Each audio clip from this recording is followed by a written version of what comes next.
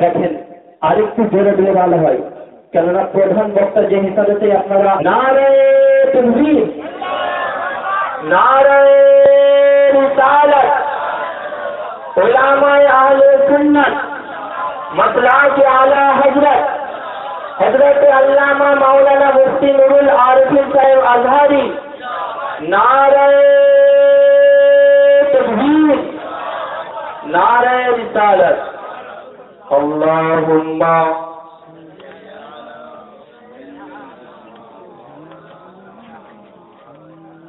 ওয়ালা আলি।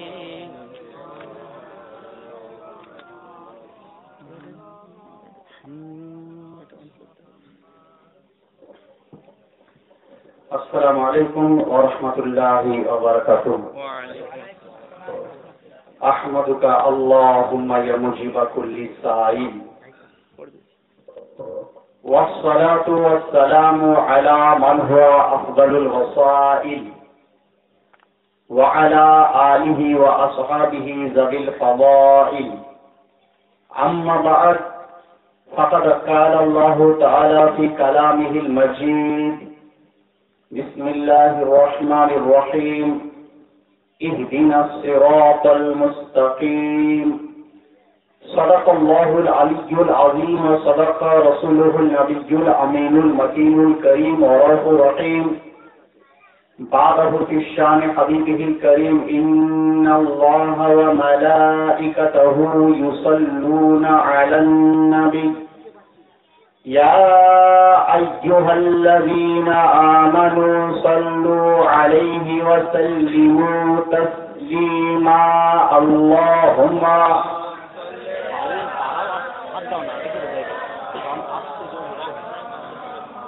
محمد وعلى آل سيدنا مولانا محمد وعلى آل سيدنا شفيعنا محمد صلى الله تعالى عليه وسلم. مولاي صل وسلم دائما أبدا، ربي صل وسلم دائما أبدا على حبيبك خير الخلق كلهم. يا أكرم الخلق ما لي من ألوذ به سواك عند حلول الحادث العمام. ربي صل وسلم دائما أبدا على حبيبك خير الخلق كلهم. खुदा है जिनको हबीब कहता, खुदा है जिनको रसूल कहता, मकाम उनका बढ़ा बढ़ा कर उन्हीं की अजमत बता रहे हैं, उन्हीं के नारे लगा लगा कर। समझ के सारी जमीन आई बने हफीज मिस्ल राई, समझ के सारी जमीन आई बने हथेली के मिस्ल राई। सहाबा ने भी दिए गवाही जहां में झंडा हिला हिला कर। ये सुन ले मुनकिरो हमसे हमारे आका का ये रिश्ता दायमी है। ये सुन ले मुनकिरो हमसे हमारे नबी का ये रिश्ता दायमी है। हम उनकी इज्जत से पहरा देंगे सरों की फसलें कचा कचा कर। Respected ulamas, honorable guest, my brother and sister, before I deliver my speech, I would like to congratulate this committee who arranged this program. And I deliver my speech in Bengali language because of our Bengalis, inshallah ta'ala. শ্রদ্ধেয় আজকের জলসার মনোনীত সভাপতি মহাশয়,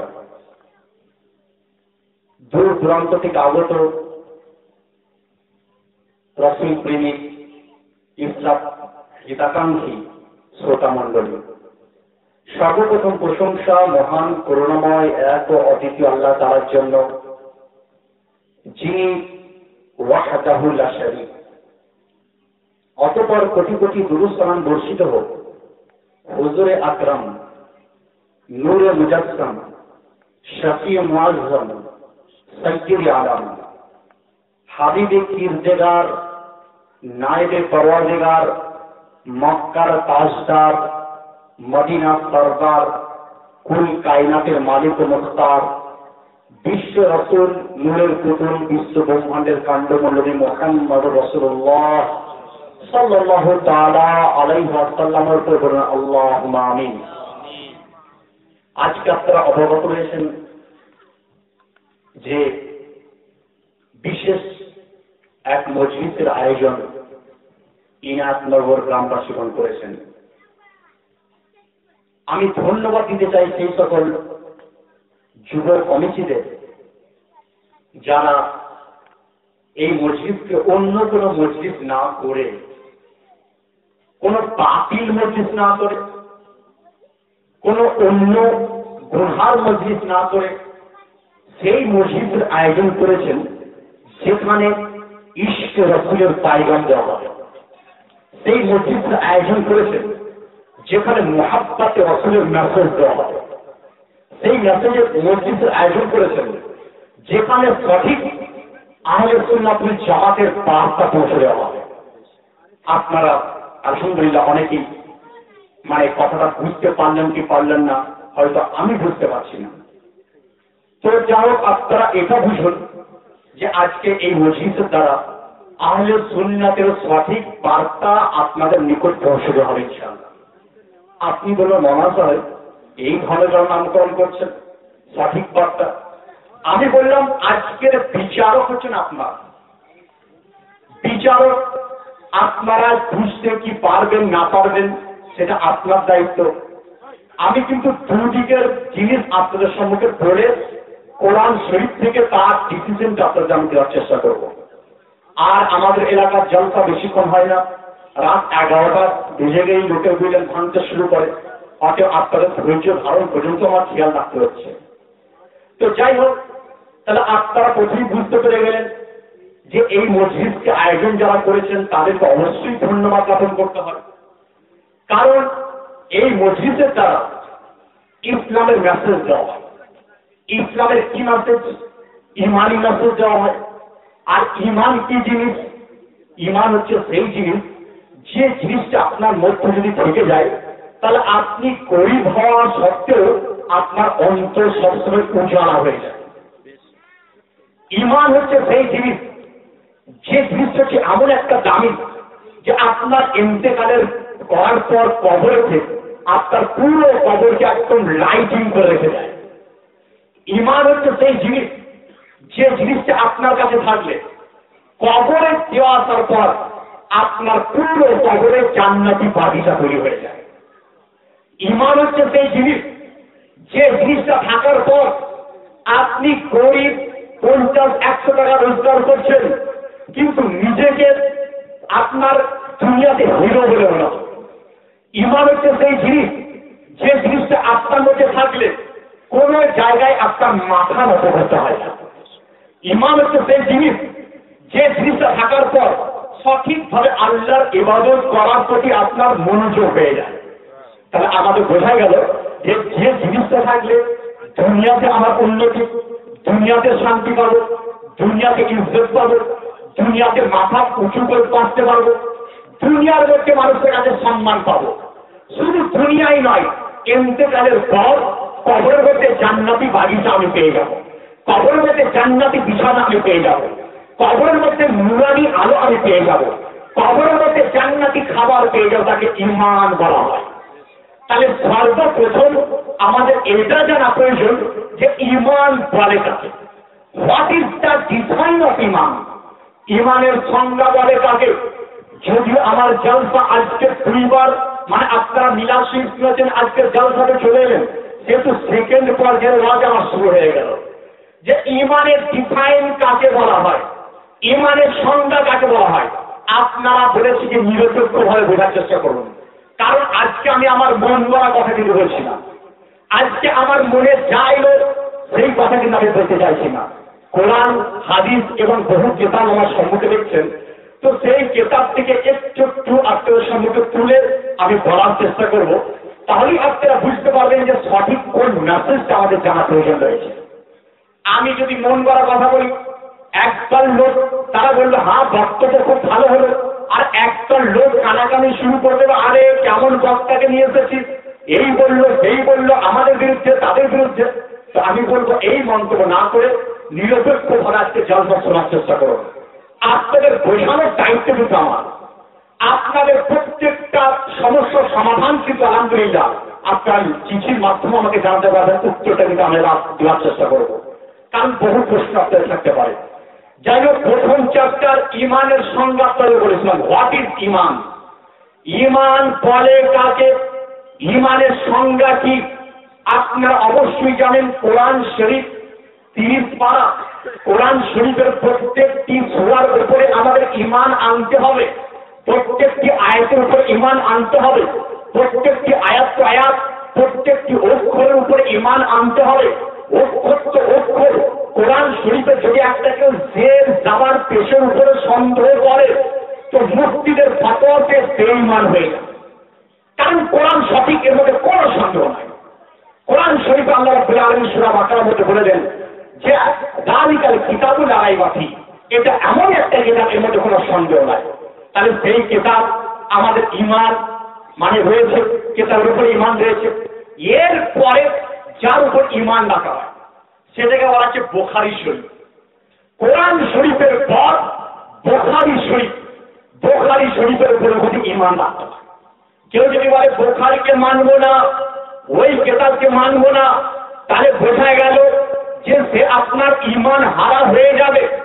তো সেই বুখারী শরীফ আমাদের ইমান রাখতে হবে। যখন সেই বুখারী থেকে আপনার কাছে ইমানের সংজ্ঞাটা বলে দিই, এই দেখেন বুখারী শরীফ মিশর থেকে আমি এনেছিলাম, ছোট আকারে বড় আকারে বুখারী রয়েছে। তো এই বুখারীর মধ্যে ইমানের সংজ্ঞা দিচ্ছেন আল্লামা আপনার মোহাম্মদ ইসমাইল বুখারী রহমাতুল্লাহ আলাইহি। তার কিতাবে ইমানের সংজ্ঞা দিতে গিয়ে তিনি কি বলছেন দেখুন। আজ আমি আপনাদের সম্মুখে জলসা করতে এসেছি আপনাদের ভুলকে ভাঙানোর জন্য, কারণ অনেক লোক আছেন তারা বলছেন আমরা ঠিক করি, কেউ বলছে আমরা ঠিক করছি। অতএব দুই দিকের আমি কথা বলে সঠিক ফাইসলা কোরআন হাদিস থেকে আমি বলার চেষ্টা করবো। অতএব আপনি ভাববেন না যে অমুককে গালিগালাজ করবেন, অমুককে গালিগালাজ করবেন। আমি বলবো কোরআন ও হাদিস যেটা দিতেছেন সেটা আমারও মানতে হবে, আপনারও মানা আবশ্যক। এখানে যদি না মানেন জানবো যে আপনার অন্তরের মধ্যে কলুষতা কিংবা জং ধরে আছে, যেটা ছাড়াতে আর কেউ পারবে না। যেটা কোরআন ছাড়তে পারে না সেটা আমার মতো মৌলবী আর কি করে পারবে, যেটা হাদিস পারবে না সেটা আমার মতো মুফতি আর কি করে পারবে। আর মৌলানা জালালউদ্দিন সাহেব বলুন, আর বহরমপুরের ইমাম হযরত আল্লামা আমানুল্লাহ সাহেব বলুন, তিনি ছাড়তে পারবেন না যদি কোরআন শরীফে আপনি বুঝতে না পারেন। তো ইমানের সংজ্ঞা, হোয়াট ইজ ইমান।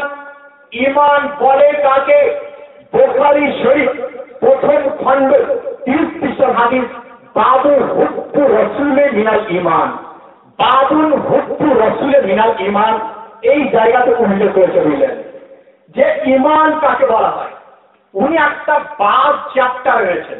চ্যাপ্টার মানে বলা হয় যে চ্যাপ্টার ধরুন প্রথমে আপনি প্রথম অধ্যায় দ্বিতীয় অধ্যায় পড়েন, তো একটা চ্যাপ্টারই রয়েছেন যে বাবুল হুব্বু রাসূলে মিনাল ঈমান।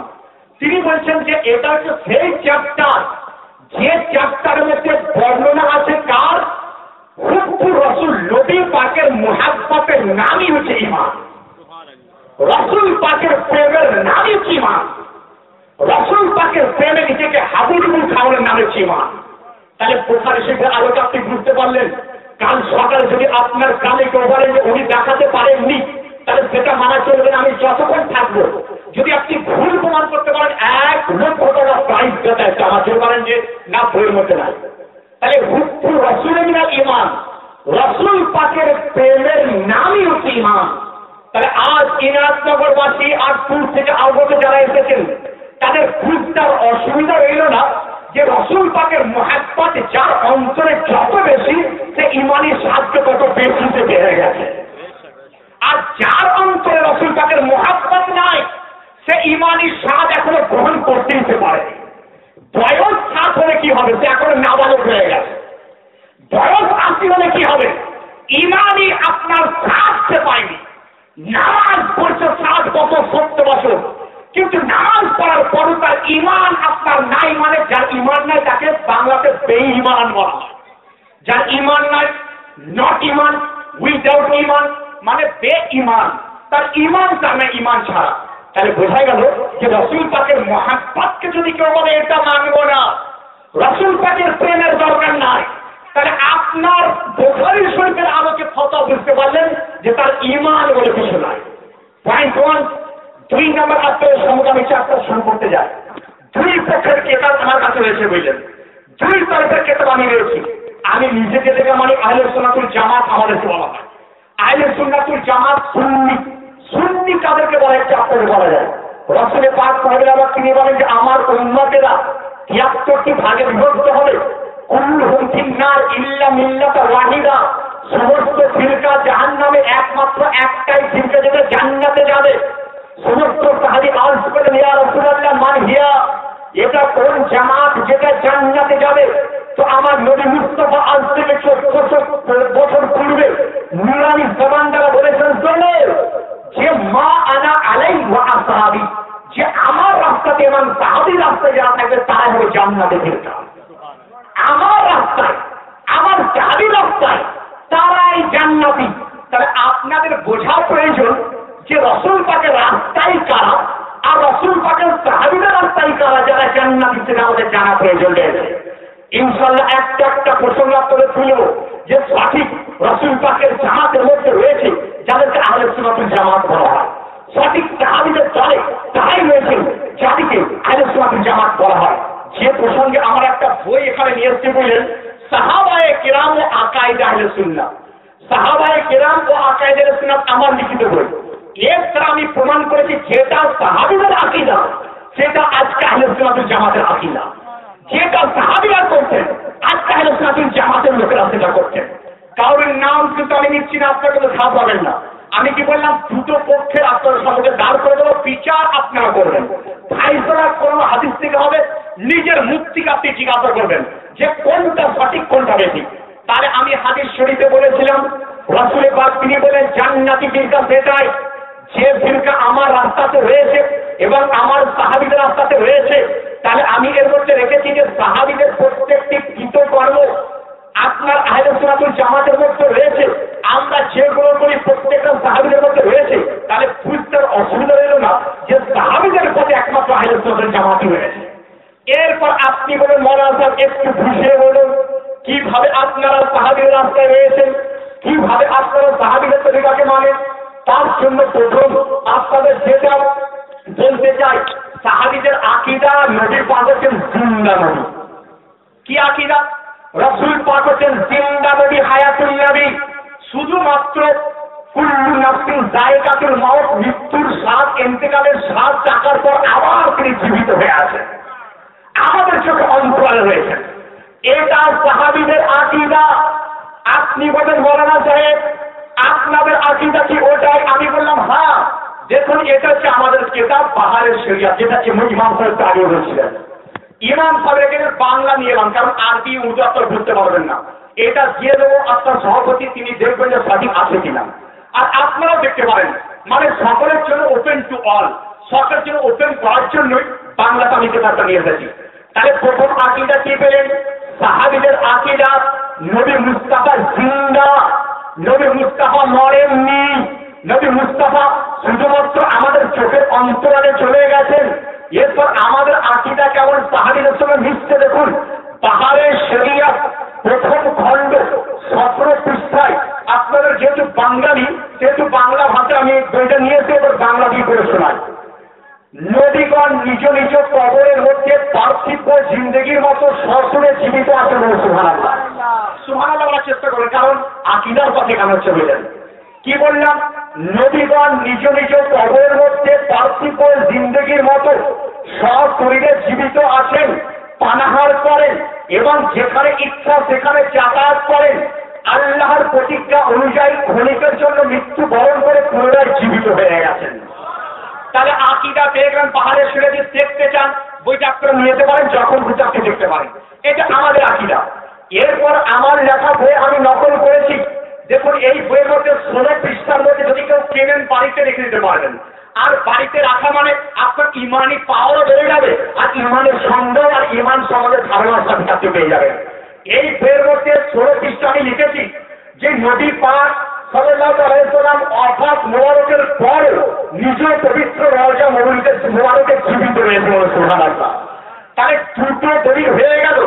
একটা জমির জন্য একটা দলিলই যথেষ্ট, একটা দলিলই একটা জমির জন্য যথেষ্ট। আমি তো দুটো দিলাম এক্সেস আপনাদের বলার জন্য।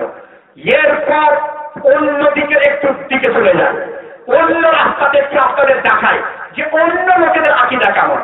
আমি তো বলে গেলাম কিতাবের আলোকে, এবার অন্য আকীদাকে বলার জন্য আপনাদের সম্মুখে একটা বই পড়ছি, তাকবিয়াতুল ঈমান। এই কিতাবটার নাম তাকবিয়াতুল ঈমান। এর অর্থ হচ্ছে যে ঈমানকে যেটা আপনার শক্তিশালী করে। কিন্তু জানেন এই কিতাবটা আসল হচ্ছে আপনার তাওহীদ নামে একটা কিতাবের উর্দু তরজমা। তাওহীদ লিখেছিল কে? যে মানুষের ঈমানকে শেষ করার চেষ্টা করেছিল, মুহাম্মদ বিন আব্দুল ওয়াহাব। আরবি জবানে আরবি ভাষা লিখেছিল আপনার বই আত-তাওহীদ। তার তরজমা কে করলো?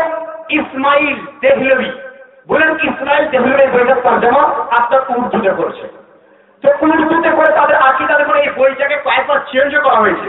এই বইটা আমার নেটেতে ইন্টারনেট আপনার পেয়ে যাবেন, সেখানে রয়েছে 2-3 আপনার ভাবে। ইনার কাছে রয়েছে আলাদা এডিশন, আমার কাছে এটা আলাদা এডিশন। মানে প্রত্যেকবারে এরা ভাষা চেঞ্জ করার চেষ্টা করছে যে যাতে আমাদের গলতি, আমাদের ভুলটাকে ধরতে না পারে। কিন্তু আহলে সুন্নাতুল জামাত তাদেরকে বলা হয় যারা দুধ এবং পানি বিচার তারা করতে পারে। তো সেই আহলে সুন্নাতুল জামাতের লোকেরা কিন্তু তার ভুলটা কিন্তু এখনো যেমনটা তেমনই রয়ে গেছে। তার কিতাব তাকবিয়াতুল ঈমান, এই বই ইসমাইল দেহলভীর লেখা। এই বই আপনার 72 পৃষ্ঠাতে কি লিখছে দেখুন, 72 পৃষ্ঠায় লিখছে আপনার এবারটা চেঞ্জ করেছে। এই বইটা আবার এবারে চেঞ্জ করা আছে। আসল এবারও এটাই যে मैं भी एक दिन मर के मिट्टी में मिल जाऊंगा, मैं भी एक दिन मर कर मिट्टी में मिलने वाला हूं। আমি একদিন মরে মাটিতে মিশে যাবো। লেখা হচ্ছে যে রাসূলের পাক তিনি বলেছেন যে আমি একদিন মরে মাটিতে মিশে যাবো বলে নাউজ হয়ে যায়। তাহলে এই কিতাবের আকীদা এটাই, নবী মরে মাটিতে মিশে গেছে, নবীর কোনো পাওয়ার নাই, নবী শুনতে পাই না। যে কারণে কিছু কিছু লোকের কাছে আমি নাম বলতে চাইছি না, কিছু কিছু লোকের মুখে শুনবেন যে তিনি তো মরে গেছেন, শুনতে পায় না, তার কাছে যাওয়া চলে না, তার কাছে যাওয়া চলে না। তাহলে আপনাদের বুঝতে অসুবিধা রইল না। দুটো আকীদা দুধারে দেখলেন। একটা হচ্ছে যে নবী মরে মাটিতে মিশে গেছে, নবী মরে মাটিতে মিশে গেছে, নবীর কোনো পাওয়ার নাই। আর আমাদের আকীদা নবী সরাসরি জীবিত রয়েছে। বুঝতে অসুবিধা হচ্ছে আপনাদের? যদি অসুবিধা থাকে বলবেন, কারণ ডিসিশন আপনারা নেবেন, ফাইসলা আপনারা। দুটো বই বাংলাতে আপনারা পড়তে পারেন। এ থেকে আকীদা পেলেন যে নবী জীবিত, সশরীরে জীবিত রয়েছেন। আর এই কিতাবের আকীদা হলো যে নবী মরকার মিট্টি में मिल गए, নবী মরে মাটিতে মিশে গেছেন। আপনি বলে মনে হয় তাহলে দুটো আকীদা তো বুঝতে পেরে গেলাম। এরপর ফাইসলাটা আপনি করে দেন।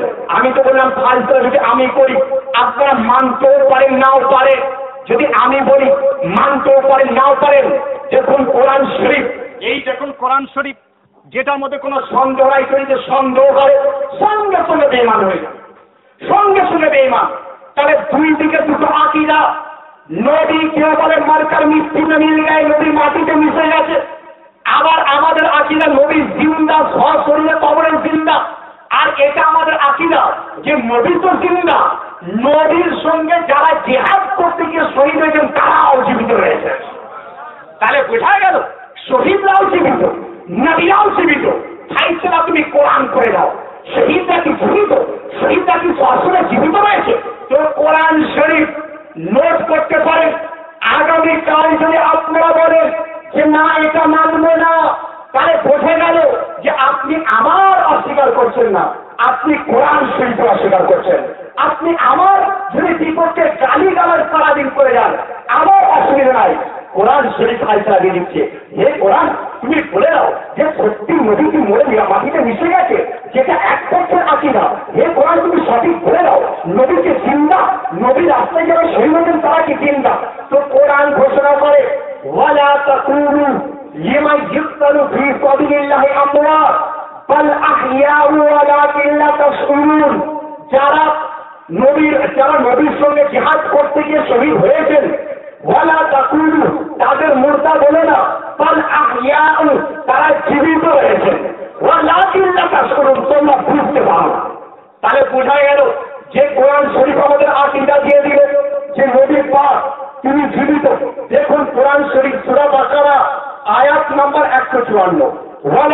তাকুলু লিমান ইউক্তালু ফি সাবিলিল্লাহি আমওয়াত বাল আহইয়া ওয়ালাকিন লা তাশউরুন। কোরআন শরীফ বলে শহীদ যারা তারা জীবিত। তাহলে শহীদ যদি জীবিত হয় তো নবীর পাকের রাস্তায় তারা জীবিত, তারা যদি থেকে থাকে তো নবীর পাক তিনিও জীবিত হয়েছেন। তাহলে কোরআনে আকীদা আপনি পেয়ে গেলেন। আগামীকাল মারপিট আপনারা পরে করবেন, আগে কোরআনের ফাইলটা যদি না মানে আমি তো বলি মারপিট করার দরকার নাই, তাকে তার রাস্তা আপনি ছেড়ে দেন। যদি বয়কট করে বয়কট করতে দেন।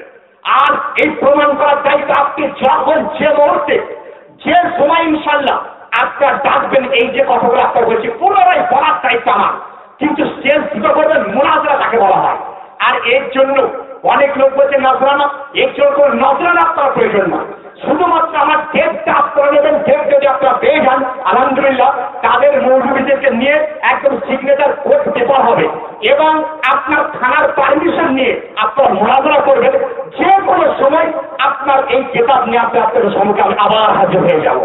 তাহলে প্রথম আকীদা পেয়ে গেলেন যে যারা বলে নবীরা জীবিত, কোরআন শরীফ তাদের সঠিক করে প্রমাণ করে দিল যে তোমাদের আকীদা সঠিক আকীদা। যে সুন্নি মুসলমান আজ ছোট হলে কি হবে, সংখ্যায় কম হয়েছে, কিন্তু সঠিক কোরআন শরীফের কথাবার্তা আপনারা সুন্নি হতে হয়েছেন। সঠিক সুন্নি জামাতের লোক আপনারা এখানে মানে সঠিকভাবে রয়েছেন। এখানেই কিন্তু শেষ নয়, কিন্তু আপনাদের একটা একটা দলিল দিতে যায়, একটাটি যদি আপনারা হজম করতে না পারে তাহলে পরবর্তী দলিলটা শুনবেন কি করে। 2 নম্বর দলিল আপনাদের কাছে আমি নিয়ে আসি। এই দেখুন কানজুল ইমান খাজাইনুল ইরফান, এই তরজমা আপনাদের মসজিদও দেখুন রাখা রয়েছে। তো এর মধ্যে নবীরা যে জিন্দা কোরআন শরীফ থেকে কম বেশি 7-8 জায়গা থেকে আয়াত তুলে করে দেওয়া আছে। অর্থাৎ 7-8টা আয়াত ব্যাখ্যা করার সময় আমার কাছে না, অনেক বিষয় রয়েছে বললেন। অর্থাৎ একটা একটা করে শোনার চেষ্টা করুন। এখানে বইটা আপনারা বললেন যে নবী পাক সাহেবের আওয়াজ সাল্লাম তিনি জীবিত রয়েছেন এবং তিনি আপনার সব ঘুরিয়ে তিনি জীবিত রয়েছেন। কানজুল ইমান আপনারা পড়বেন, ইনশাআল্লাহ মাত্রা হাল আপনারা হয়ে যাবে। প্রত্যেক বাড়িতে এই কোরআন শরীফে এই পাঠটা রাখার চেষ্টা করবেন। এরপর হাদিসের আলোকে চলে আসি যে নবীরা জীবিত কিনা। একটা কিতাব যেটা আমি মিশর থেকে এনেছিলাম, আল হাবিল ফাতোয়া, লেখক আল্লামা জালালউদ্দিন সুয়ুতী আলাইহির রাহমা, তিনি তার কিতাবে লিখেছেন আপনার কম বেশি 50 থেকে 60-70 পৃষ্ঠা ধরে আলোচনা করেছেন যে যারা নবী হয়ে থাকে তারা জীবিত হয়ে থাকে। যারা নবী তারা জীবিত, নবীরা জীবিত, আল্লাহর ওলিরাও জীবিত হয়ে থাকে, এমনকি নবীর বান্দা তারাও জীবিত হয়ে থাকে। দলিল নিয়ে যান আল হাবিলুল ফাতোয়া, প্রথম খণ্ড, দ্বিতীয় খণ্ড, পেজ নাম্বার 179 নম্বর পৃষ্ঠা। তার মধ্যে দেখুন কিভাবে উল্লেখ করা হচ্ছে। 179 পৃষ্ঠা থেকে শুরু করে আপনার 20 তারিখে বর্ণনা তিনি করেছেন। বহু জায়গা থেকে তিনি বলে গিয়েছেন আর এটা ধরে গিয়েছেন যে নবী যারা তারা জীবিত রয়েছেন। কিভাবে দলিল তিনি লিখছেন দেখুন। তিনি লিখছেন যে আন্নান নবিয়্যা ফি হায়াতিহি কানা ইয়ারাল আম্বিয়া, রাসূলের পাক সাহেবের আওলাদ তিনি জীবদ্দশায় সমস্ত আম্বিয়াকে দর্শন করেছিলেন। যেসব আম্বিয়া 4000 বছর আগে দুনিয়া থেকে আপনার পর্দা করেছিলেন, তারও দিদার করেছিলেন। হযরত আদম আলাইহিস সালামের জীবিত মনে দর্শন করেছিলেন, মুসা কালিমুল্লাহ দর্শন করেছিলেন, ঈসা রূহুল্লাহ দর্শন করেছিলেন, সমস্ত আম্বিয়ার দর্শন তিনি করেছিলেন। তারপর দেখো ওয়াইয়াসতাইয়ু বিহিম ফিল আরদি, এবং তাদেরকে সকলকে নিয়ে বাইতুল মুকাদ্দাসে নামাজও তিনি পড়েছিলেন। আচ্ছা, মরে গেলে যদি মাটিতে মিশে যায় যাদের বক্তব্য তারা তো বাতিল বুঝতে পারেন কোরআনের আলোকে, তাদেরকে আমি বলতে চাই যে মেরাজের রাত্রিতে বাইতুল মুকাদ্দাসের ঘটনাকে তুমি কি স্বীকার করো না? তোমার ঈমান কত কমজোর। কোরআন বলে 15 পারা আয়াত নাম্বার 1, সুবহানাল্লাযী আসরা বিআবদিহি লাইলাম মিনাল মাসজিদিল হারামি ইলাল মাসজিদিল আকসা। পবিত্রতা সেই আল্লাহর জন্য যে আল্লাহ রাব্বুল আলামিন মানে মক্কা শরীফ থেকে মদিনা শরীফে, মক্কা শরীফ থেকে বাইতুল মুকাদ্দাস শরীফে নিজের হাবিবকে, নিজের বান্দাকে তিনি সায়ের করেছিলেন, তিনি নিয়ে গিয়েছিলেন। আর বাইতুল মুকাদ্দাসে যাওয়ার পর কম বেশি 1,34,000 আম্বিয়ার জামাত সেখানে হাজির ছিল। সকলেই ওয়েট করছেন, অপেক্ষা করছিলেন। কার অপেক্ষা করছিলেন? তার জন্য যাকে সাইয়্যিদুল আম্বিয়া বলা হয়, কার জন্য যাকে সমস্ত নবীদের নবী বলা হয়, কার জন্য যিনি সমস্ত আম্বিয়াদের সরদার নবী মুস্তাফার জন্য অপেক্ষা করছিলেন। যে কারণে বারেলির 7 বার তিনি বলেন सबसे आउला वाला हमारा नबी, सबसे बड़ा वाला हमारा नबी, सारे ऊंचों में ऊंचा, समझ ले जिसे है उस ऊंचों से ऊंचा हमारा नबी। তাহলে বুঝতে পেরে গেলে রাসূলের পাক জীবন দশায় আপনার সমস্ত আম্বিয়াদেরকে নিয়ে তিনি নামাজ পড়েছেন বাইতুল মুকাদ্দাসে। তারপর বলা হচ্ছে যে কামা তাকাদ্দামা আন্নাহু রাঈসা ফি তাওয়াফ। রাসূলের পাক সাহাবারা যখন তাওয়াফ করছিলেন তখন সেই তাওয়াফ করতে করতে ঈসা আলাইহিস সালামকে তিনি দর্শন করেছিলেন। ঈসা আলাইহিস সালাম ইন্তেকাল অর্থাৎ মানে ইন্তেকাল তিনি করেননি, তিনি আসমানের বুকে আল্লাহ রাব্বুল আলামিনকে উঠিয়ে নিয়েছেন। তো ঈসা আলাইহিস সালাম তিনি তাওয়াফ করছিলেন, রাসূলের পাক নিজের চোখে দেখেছিলেন। তারপরে দেখুন রাসূলের পাক মাররা আলা মুসা ওয়া হুয়া ইউসাল্লি ফি কবরিহি, এবং রাসূলের পাক তিনি মুসা আলাইহিস সালামের কবরের পাশ দিয়ে যাচ্ছিলেন।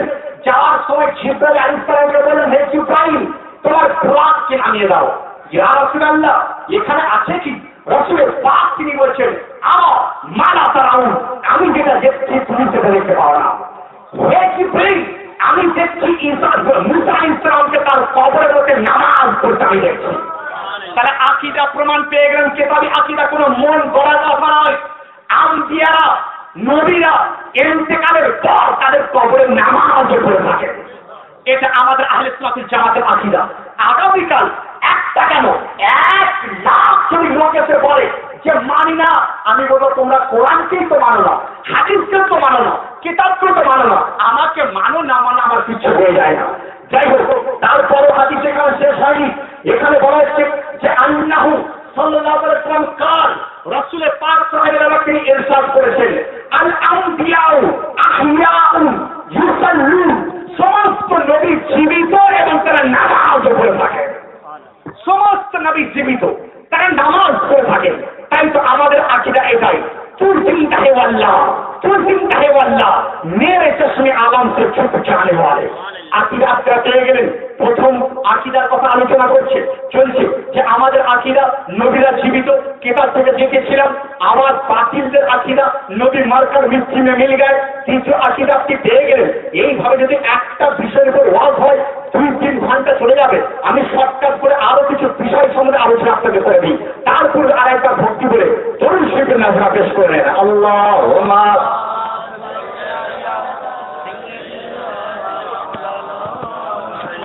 محمد وعلى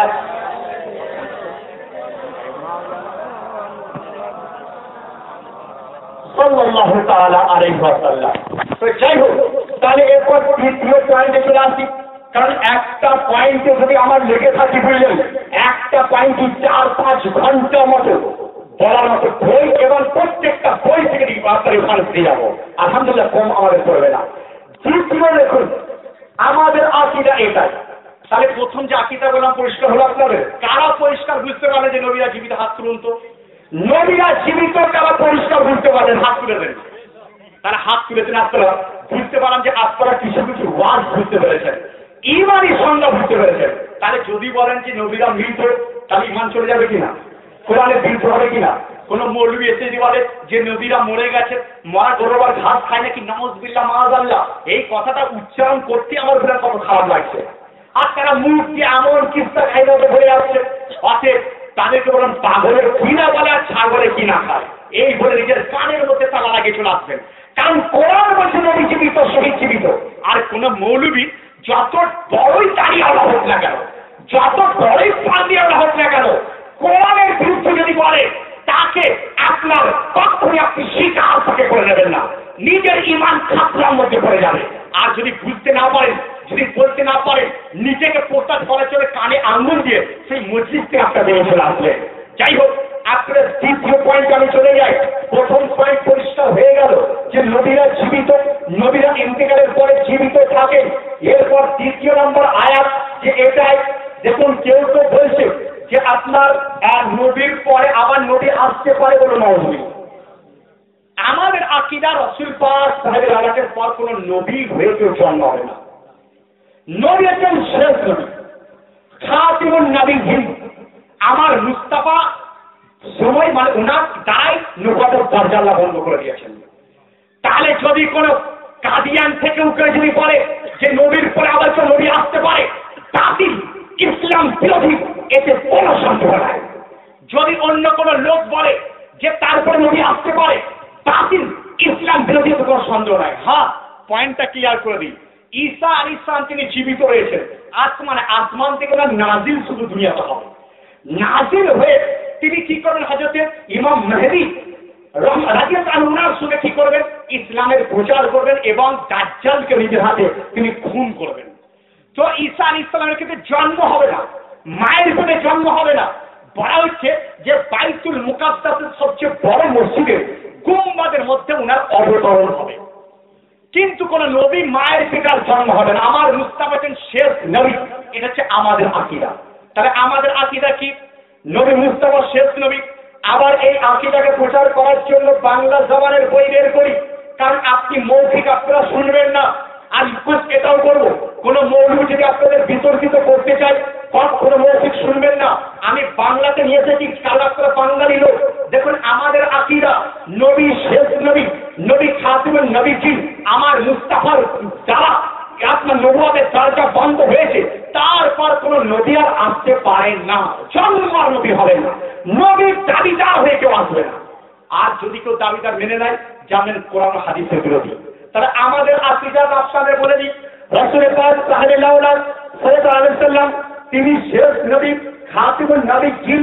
আমাদের আকীদা এখানে রয়েছে। দেখুন এই যে বইটা বললাম, পাহাড়ের শরিয়াত, পেজ নাম্বার 18, যদি কিনতে চান আপনি আমাদের সৌরাজ্যটা রয়েছেন বা এই গ্রামের সুন্নি ভাই যারা রয়েছেন বলবেন, আমাকে ফোন করে বইটা আপনারা নিয়ে নেবেন, পাহাড়ের শরিয়াত। এই কিতাবের আকীদাত নাম্বার 36 রয়েছে 18 পাতায়। হুজুর আলাইহিস সালাম হলেন শেষ নবী, অর্থাৎ আল্লাহ তাআলা নবী প্রেরণের সিলসিলা হুজুর আলাইহিস সালামের আগমনের পর বন্ধ করে দিয়েছেন। তাই হুজুরের যুগে বা পরে কোন নতুন নবী হতে পারে না, পারে না, পারে না। যদি কেউ হুজুরের যুগে বা পরে নতুন নবী আসতে পারে বলে বিশ্বাস করে বা জায়েজ মনে করে, সে কাফের। খবর হয়ে গেল। আপনি কেতাব থেকে আমি পড়ে শোনালাম, যদি জানতে চান বইটা আপনি পড়ে দেখতে পারেন, নিয়েও যেতে পারেন। তো তাহলে আমাদের আকীদা এটাই, নবী পাক শেষ নবী, ওনার জামানায় এবং ওনার পরে কোনো নবী আসতে পারে না। আর কেউ যদি বিশ্বাস করে নতুন নবী আসতে পারে বলে, তাহলে সে কাফের।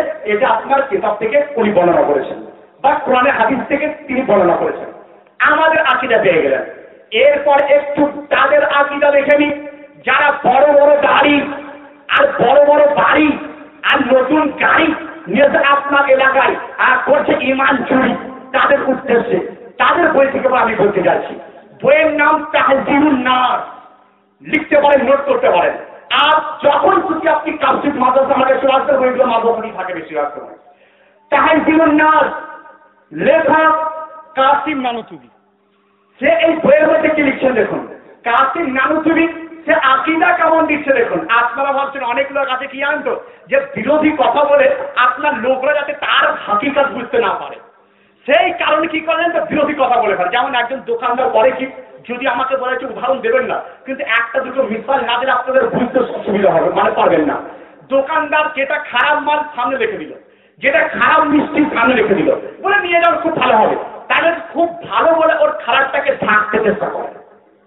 অনেক সময় অনেক বিজনেসম্যান তার বিজনেসের খাতটিকে লোকালের ছেড়ে বলে খুব ভালো বিজনেস চলছে, এইভাবে তার খাতটিকে চাপার জন্য সে নিজেকে আপনার ভান করার চেষ্টা করে। তো তাই আপনার এলাকাতে এসে কোন মৌলবি যদি বলে এই চলবে না, সেই চলবে না, অমুক চলবে না, তমুক চলবে না, আমি বললাম তাকে বলুন আগে কোরআন হাদিসের দলিলটা দিয়ে দেন। একটা দলিল দিয়ে যান, আপনার দলিল মানা হবে। আর দলিলটা যাচাই করার দায়িত্ব হচ্ছে আপনার। কারণ যে ইমান যারা আপনি জান্নাতে যাবেন সেটা আপনি যাচাই করবেন না, যার খুশি তারই কথা আপনি শুনে দেবেন। যার দ্বারা আপনি দুনিয়াতে শান্তি পাবেন, কবরের শান্তি পাবেন, এবং কাল কিয়ামতের মাঠে রাসূল পাকের দামানের তলায় আপনি স্থান পাবেন, সেই আকীদাকে আপনি চেক করবেন না। যা কিছু বলে গেলে শুনে গেল, কখনোই না, যাচ করার চেষ্টা করবেন। তো সেই প্রকার মৌলবীদের কেতাব তাহজিরুন নাস, কাসিম নানুতুবি লেখা কেতাব বই, তার মধ্যে আপনার বই 25 পৃষ্ঠা কি লিখতে দেবো, একটু পড়ে আপনারা শুনে দিন। কারণ যদি পড়ে না বলি বলো আরে মৌলবী সাহেব বই নিয়ে এসেছিল, পড়ে শোনাই। প্রত্যেকটা বই আমি না পড়লে আমার তালবিলিম ছাত্ররা তারা একটা পড়ে শুনিয়ে দেবে। কি লিখছে দেখুন, ওখানে বলছে যে বিগ ফরেস্ট বাদ जमाना नबी सल्लल्लाहु अलैहि वसल्लम कोई नबी पैदा हो तो फिर भी खातमियत मोहम्मदी में कुछ फर्क न आएगा। बल्कि नबी मुस्तफार परे যদি কোনো নবী পয়দা হয় জন্ম হয় তাহলে নবী মুস্তাফার খাতিমুন নবিয়ত হওয়াতে কোনো পরিবর্তন আসবে না বলে লাগবে। উনার খাতিমুন নবুয়ত খাতিমুন নবীন হওয়াতে কোনো পার্থক্য হবে না। তার মানে বোঝা গেল তারা বলতে চেয়েছে যে নবী মুস্তাফার পরেও কিন্তু অন্য নবী আসতে পারে, নবী মুস্তাফার পর অন্য নবী আসা সম্ভব। তাহলে তাদের আকীদা পেয়ে গেলে নবী মুস্তাফার পর অন্য নবী আসা সম্ভব। আর আমাদের আকীদা নবী মুস্তাফা শেষ নবী, তারপরে যদি বলে কোনো নবী আসতে পারে, জন্ম হতে পারে, নবীর জামানায় নবী পয়দা হতে পারে, তাহলে সে কাফের, এতে কোনো সন্দেহ নাই। বিচার আপনারা করবেন, ফাইসলা কোরআন করে দিচ্ছে। হে কোরআন তুমি বলে দাও, কোরআনের তরজমা কানসুল ঈমান, হে কানসুল ঈমান তুমি বলে দাও, হে কোরআন তুমি বলে দাও যে রাসূলের পাঁচ সাহাবী দাওলাত শেষ নবী না তারপরে নবী আসতে পারে। কারণ বারেলভী সুন্নি তারা বলে নবী মুস্তাফা শেষ নবী, তারপরে নবী আসা অসম্ভব। আর একজন লোক কানসুল নাম বেরোতে লিখেছে যে নবী মুস্তাফার পর যদি কোনো নবী চলে আসে তাহলে নবীর খাতমিয়াত হওয়ার মধ্যে কোনো ফাঁক হবে না, অর্থাৎ নবীর পরে তৃতীয় নবী আসতে পারেন সম্ভব করেছে। যে কোরআন তুমি ফাইসলা দিয়ে দাও, তো কোরআন শরীফ ডিসিশন দিয়ে দিচ্ছে। কোরআন হচ্ছে আমাদের একটা কিতাব, যা থেকে ফাইসলা যদি আপনি না মানেন আমি জানবো যে আপনি ইসলাম থেকে বাতিল হয়ে গেছেন। কোরআন শরীফ উত্তর দেওয়া হলো, হে কোরআন তুমি বলে দাও, তুমি উত্তর দিয়ে দাও আপনার যে সঠিক নবী পাক তিনি কি শেষ নবী। তো সূরা নোট করুন, সূরা আহজাব আয়াত নম্বর 40, সূরা আহজাব আয়াত নম্বর 40, 764 পৃষ্ঠা এই বইয়ের মাধ্যমে হয়ে যাবে। কারণ 764 পৃষ্ঠা বইয়ে ছোট বড় ছোট হতে পারে। তো 764 পৃষ্ঠায় কিভাবে উল্লেখ করা হচ্ছে দেখুন, কোরআন ডিসিশন দিয়ে দিচ্ছে যে নবী মুস্তাফা সাল্লাল্লাহু আলাইহি ওয়াসাল্লাম তিনি শেষ নবী, তারপরে আর কোন নবী আসতে পারে না। কেউ যদি বলে নবীর পরে আবার কোন নবী আসতে পারে তাহলে সে আপনার কোরআন বিরোধী জামাত এবং কোরআনের দুশমন, সে কাফির, এতে কোনো সন্দেহ নাই। কোরআন বলে মা কানা মুহাম্মাদুন আবা আহাদিন মিন রিজালিকুম ওয়ালাকিন রাসূলুল্লাহি ওয়া খাতামান নাবিয়্যিন ওয়া কানা আল্লাহু বিকুল্লি শাইইন আলিমা। উত্তরে মুহাম্মদ সাল্লাল্লাহু আলাইহি ওয়াসাল্লাম তোমাদের পুরুষের মধ্যে কারো পিতা নন, হ্যাঁ আল্লাহ রাসূল এবং সমস্ত নবীদের মধ্যে সর্বশ্রেষ্ঠ নবী সাল্লাল্লাহু আলাইহি ওয়াসাল্লাম। তাহলে কোরআন ফাইসলা দিয়ে দিল যে নবীদের মধ্যে সর্বশ্রেষ্ঠ নবী। আর একদল চুপ পাগড়ি আর আপনার লোটা কম্বল তারা বলে যে না নবীর পরেও নবী আসতে পারে, নাউযুবিল্লাহ। ফাইসলা আপনারা করুন, কোনটা মানবেন? যদি বলেন যে আপনার কথা মানতে চাই না, আমি বলবো আপনি আমার কথা তো পরে মানছেন না, আগে কোরআন বিরোধী আপনি। আর আমি জানি ইনায়তনগর কেন বর্ধমান জেলাতে এই প্রথম এই কেতাব নিয়ে মানে ভালোভাবে ডিসকাস করে প্রোগ্রাম করা হচ্ছে। আর এই প্রোগ্রাম মুর্শিদাবাদ এলাকাতে প্রত্যেক নাইটে করতে হয় বললেন, প্রায় রাত্রিতে মুক্তিরা কেতাব দেখে দেখে লাভ করে। কিন্তু আলহামদুলিল্লাহ সেই সকল কমিটি তাদের আল্লাহ রাব্বুল আলামিন রুজি রোজগারের বরকত দান করুন, যারা একটা ছোট প্রোগ্রামের দ্বারা সঠিকভাবে আহলে সুন্নাতুল জামাত এবং জান্নাতি ফিরকার পরিচয় দেওয়ার চেষ্টা তারা করেছেন, সঠিকভাবে ইমানি সংজ্ঞা দেওয়া করার চেষ্টা করেছেন। তাহলে তৃতীয় আকীদা আপনারা পেয়ে গেলেন যে আহলে সুন্নাতুল জামাতের আকীদা নবী পাক শেষ নবী, এটাই আমাদের আকীদা হওয়া জরুরি হয়েছে। যদি আপনি এদিক ওদিক করেন তাহলে কোরআন শরীফের বাইরে চলে গেলেন। আবার কোরআন শরীফের 3 নম্বর আকীদা কি বলে দেখি, আল্লাহুম্মা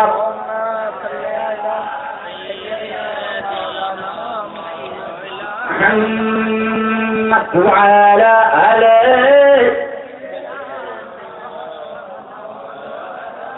মুহাম্মাদ সাল্লু আলা মুহাম্মাদ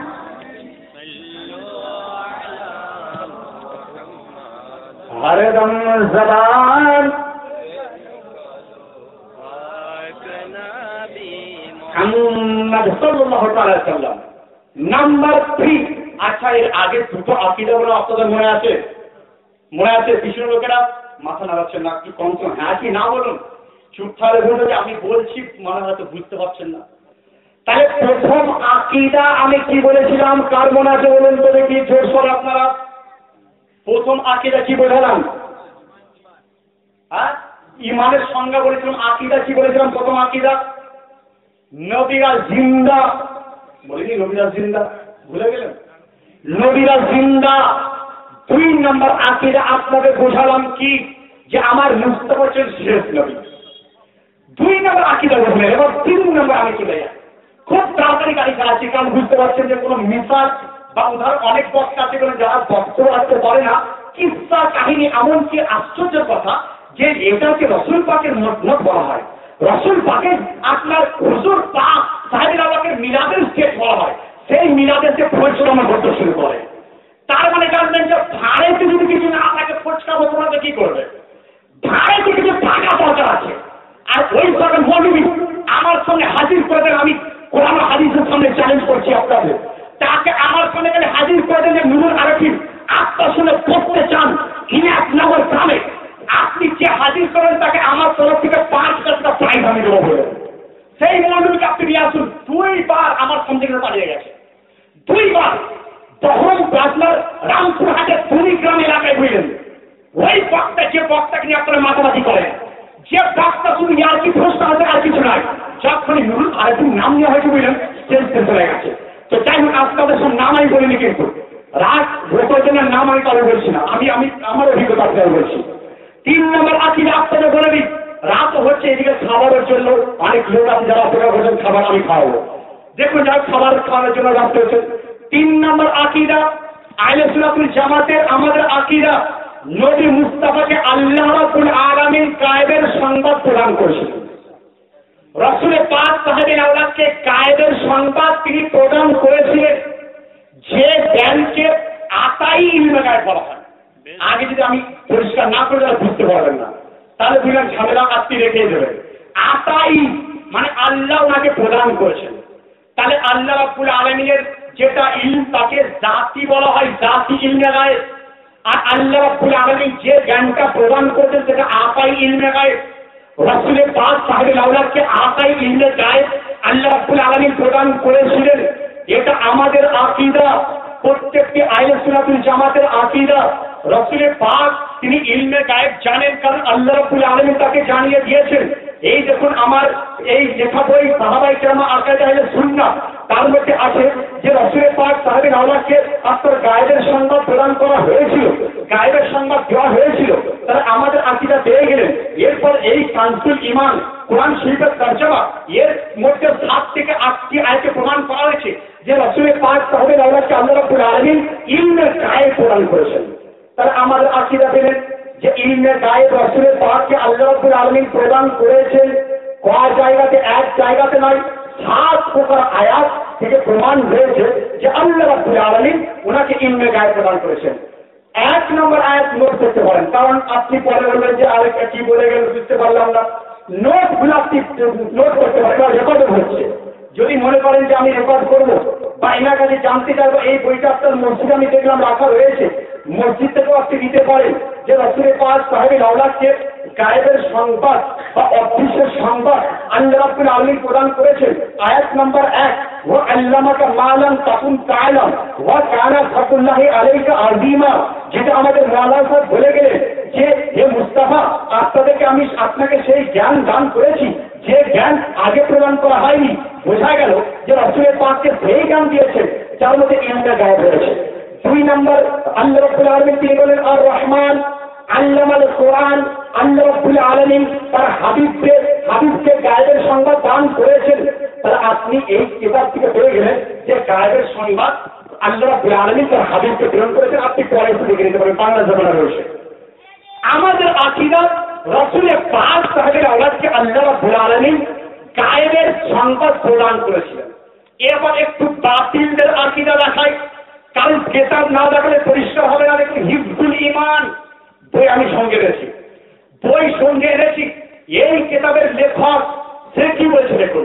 সে বলছে শোনো, নবীর গানকে আংশিক বলছো, নবীর গানকে যদি আংশিক বলা হয় তাহলে নবীর জন্য কেন? এই গানটা প্রত্যেকটি মানুষের মধ্যে রয়েছে বলে নাউযুবিল্লাহ, প্রত্যেকটি চতুষ্পদ জন্তুর মধ্যে রয়েছে বলে নাউযুবিল্লাহ। এমনকি বলছে যে প্রত্যেকটি আপনার 4 পায়ে জানোয়ার পশু পক্ষী সকলের মধ্যেই বর্তমান রয়েছে বলে নাউযুবিল্লাহ। তা নবী মুস্তাফার জ্ঞানকে একটা পশু পক্ষীর সঙ্গে তুলনা করেছে। কেতাবটা পড়ে শোনাচ্ছি, কারণ বলবেন যে পড়ে দিয়ে গেল না, পড়ে হাত করে দিয়ে যাই। फिर ये आज की जाते मुकद्दस पर इल्म गायब का हुक्म किया जाना, अगर बाकौल फाइल सही हो तो दरिया तरफ आमद ये है कि उस गायब से मुराद बाज गायब है या कुल गायब। अगर बाज इल्म गायब मुराद है तो उसमें हुजूर ही की क्या तख्सीस। ऐसा इल्म गायब तो जायद अमर, बल्कि हर सभी वो मजनून, बल्कि जामे हाइवानात तो बहाइम के लिए भी हासिल है। और नौजुबिल्लाह माशाअल्लाह, তারা বলছে নবী মুস্তাফার ইলমে গায়েব থাকে না। আর যদি তোমরা মানো তাহলে ওটা ওনার জন্য কেন, ওটা প্রত্যেক আপনার জন্তুর জন্য রয়েছে, প্রত্যেক গাধার জন্য রয়েছে, প্রত্যেক চতুর্থ জন্তুর জন্য রয়েছে। আচ্ছা আমি যদি আপনাকে এইভাবে বলি যে আপনার দুটো চোখ, আপনার কি পার্থক্য? আপনার মতো দুটো চোখ কুকুরে রয়েছে, তাহলে আপনার গায়ে লাগবে কিনা? সঙ্গে সঙ্গে আপনি চিৎকার করে দেবেন। তাহলে আপনাকে কুকুরের চোখের মতো বলাতে যদি রেগে ওঠেন আর নবী মুস্তাফার জ্ঞানকে পশুর মতো বলবে, সুন্নি চিৎকার করে উঠবে না? প্রত্যেকটা সুন্নি যার ঈমান রয়েছে আমি তো জানি সে চুপ থাকতে পারে না, জান থাকলেও সে আপনার এর প্রতিবাদ করে যাবে। তাই তো আলা হযরত আজীবন মার্তবা মুজাদ্দিদুল মিল্লাত বরেলভী শরীফের আলা হযরত কে ছিলেন? একটু পূর্বে আমাদের জালালউদ্দিন সাহেব বলে গেলেন যে আলা হযরত যিনি ঈমান ও আকীদাকে বাঁচিয়েছিলেন। আর আমার মুখে শুনে যান, আলা হযরত তার নাম ভারতের মধ্যে সবচেয়ে জ্ঞানী ব্যক্তি যিনি ভারতে জন্মেছিলেন তার নাম হচ্ছে আলা হযরত। ভারতের মধ্যে সবচেয়ে বেশি কিতাবের লেখক তিনি হচ্ছেন আলা হযরত। কারণ আজ আপনি কলকাতায় চলে যান, আপনার ন্যাশনাল লাইব্রেরিতে রবীন্দ্রনাথের লেখা বই যদি আপনি একত্রিত করেন 2 থেকে 250 বেশি বই আপনি পাবেন না। আপনি চলে যান আপনার উর্দুর লেখক, তার কাছে তারও 200-300 বেশি লেখক আপনি বই পাবেন না। কিন্তু আলা হযরতের এমন একজন রাইটার, এমন একজন আল্লাহর ওলি ছিলেন যে যিনি 200-400 নয়, 200-400 নয়, কম বেশি 1400 বই যিনি লিখে গেছিলেন। তো সেই আলা হযরত আসিবুল মার্তবা মুজাদ্দিদুল মিল্লাত তিনি বলেন, खाक हो जाए अदू चलकर मगर हम तो राजा, दम में जब तक दम है जिक्र उनका सुनाते जाएंगे। শোনো, যতক্ষণ আমার অন্তরে একটা শ্বাস থাকবে ততক্ষণ নবী মুস্তাফার চর্চা জিকির আমি করতে করতে যাব। বোঝা গেল যে ইমানে আকীদা আপনি শুনছেন, রাসূলের পাক সাহেবের আওয়াজে ইলমে গায়েব আল্লাহ প্রদান করেছিলেন আমাদের আকীদা। আর বাতিলের হিসেল ইমানের কেবলতে রাখা হলো যে উনার জ্ঞান আপনার সাধারণ লোকের জ্ঞানের মতো নাউযুবিল্লাহ। তাই এরপরে ফাইসলা কোরআন দেবে, হে কোরআন তুমি বলে দাও, ফাইসলা করে দাও রাসূল পাককে জ্ঞান কি পশুর মতো কি হয়েছিল নাউযুবিল্লাহ। বলতে খারাপ লাগে তো কোরআন শরীফ আপনার 27 পারা সূরা রহমান আয়াত নম্বর 1 কোরআন ডিক্লেয়ার করে দেয়, আর রহমান আল্লামাল কোরআন। আল্লাহ রাব্বুল আলামিন তার হাবিবকে কোরআন শিক্ষা দিয়েছেন। আর কোরআনের মধ্যে কি রয়েছে জানেন? তিবিয়ানাল লিকুল্লি শাই, সারা বিশ্বের সমস্ত জ্ঞান কোরআন শরীফের মধ্যে রয়েছে। তাহলে বোঝা গেল বিজ্ঞানের জ্ঞান নবী মুস্তাফাকে আল্লাহ প্রদান করেছিলেন, দর্শনের জ্ঞান নবী মুস্তাফাকে আল্লাহ প্রদান করেছিলেন, আপনার আর্থিকের জ্ঞান নবী মুস্তাফাকে আল্লাহ প্রদান করেছিলেন, আপনার সমস্ত জ্যোতির্বিদ্যার জ্ঞান নবী মুস্তাফাকে আল্লাহ প্রদান করেছিলেন। কুল কায়নাতে যত জ্ঞান রয়েছে সমস্ত জ্ঞান আল্লাহ রাব্বুল আলামিন নবী মুস্তাফাকে দান করেছিলেন। এরপরে আপনি বলবেন যে নবীকে এই জানানো হয়নি, কোরআন ফায়সালা দিয়ে দিল যে রাসূলের পাককে জ্ঞান দান করা হয়েছে। এরপরে আপনার 3 নম্বর আকীদার পরে 4 নম্বর যার সময় বুঝলেন আর 1 থেকে 2 বই কোরআন শেষ করতে হবে। তো যাই ধরুন আবার করে নেন 4 নম্বর আকীদা বলে 5 নম্বর বলবো 4-5 বই ইনশাআল্লাহ আমি আপনার সাথে বক্তৃতা শেষ করে দেবো, কারণ একদিনই কিন্তু সব শেষ করা যায় না। যাই বলছি বলে আল্লাহুম্মা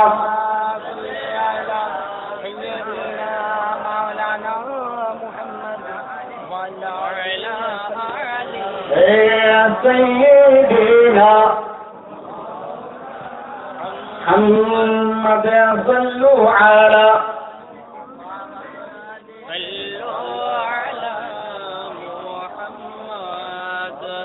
دم زبان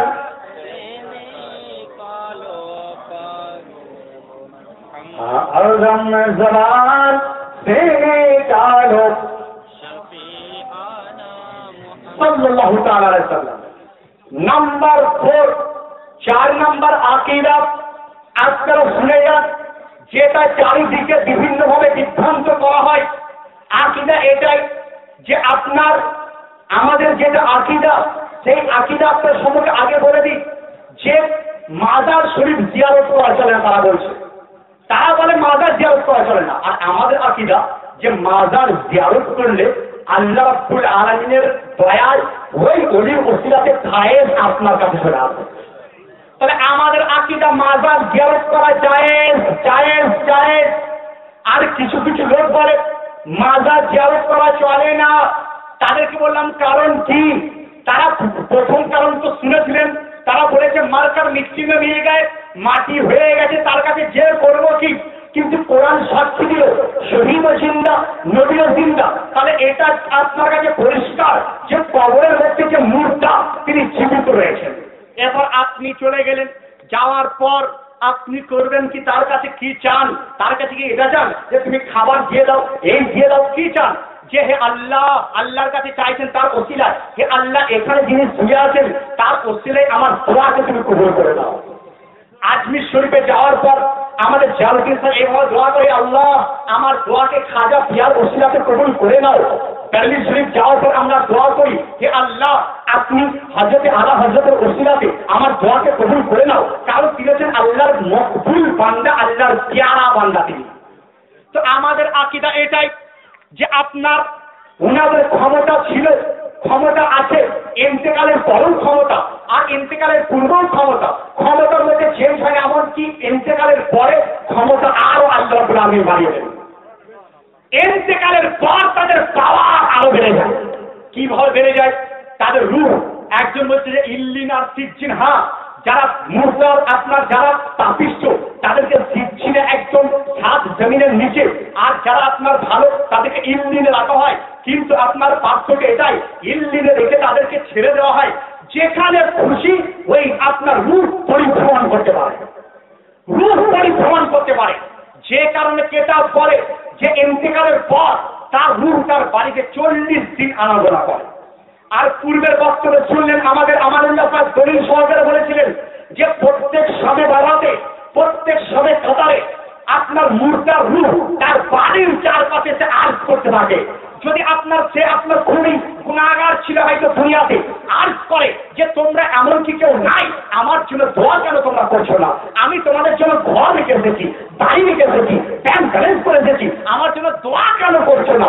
শুধুমাত্র মানুষ আর এই জিন বাদ দিয়ে সমস্ত পশু পক্ষী যে আওয়াজ শুনতে পায়, মানুষ আর জিন শুনতে পায় না। বোঝা গেল যে রূহ দিকে তাদেরকে ছেড়ে দেওয়া হয়। এর সম্বন্ধে বললেন যে রূহরা কোথায় ঘুরে বেড়ায়, পরবর্তীতে আপনারা শুনে নেবেন। কখনো কোনো জায়গাতে 1-2 ঘন্টা ওয়াজ এর সম্বন্ধে করার প্রয়োজন রয়েছে। তো আজকে যে প্রসঙ্গ আপনাদের বলছি যে আমাদের আকীদা এটাই, আমাদের ঈমান ও আকীদা এটাই যে যারা আল্লাহর ওলি তাদেরও পাওয়ার থাকে, যারা আল্লাহর নবী তাদের তো ফুল পাওয়ার আল্লাহ দিয়ে দেন, ফুল পাওয়ার তাদের থেকে থাকে। তাহলে আমাদের আকীদা যে ইন্তেকালের বড় পাওয়ার থাকে, কিন্তু বাতিলদের আকীদা কি দেখুন, তারা বলছে যে তাদের পাওয়ার থাকে না। এই দেখুন বইটা আওয়াজ শুনছে তাকওয়াতুল ঈমান, লেখক ইসমাইল দেহলভী। তার মধ্যে ও লিখছে, এই কেতাবের মধ্যে কত খারাপ কথা দেখুন। আপনার পাতা নাম্বার নোট করতে পারেন, 51 নম্বর পৃষ্ঠা, যদি কেউ দেখবো মনে করেন দেখে যেতে পারেন, 51 নম্বর পৃষ্ঠা। এবং এই কেতাবটা 2-3টে এডিশন দেওয়া হয়েছে, 2-3টে এডিশনের মধ্যে 2 রকম 3 রকম চেঞ্জ করেছে, কিন্তু ওই ভাষাটা ওখানে পরিষ্কার করতে পারেনি। কি লিখছে দেখুন, जिसका नाम मोहम्मद ये अली है वो किसी बात का इख्तियार नहीं। এখানে একটা बात का इख्तियार नहीं, আর একটা নুসখা আছে किसी चीज का मुख्तार नहीं, किसी चीज का इख्तियार नहीं।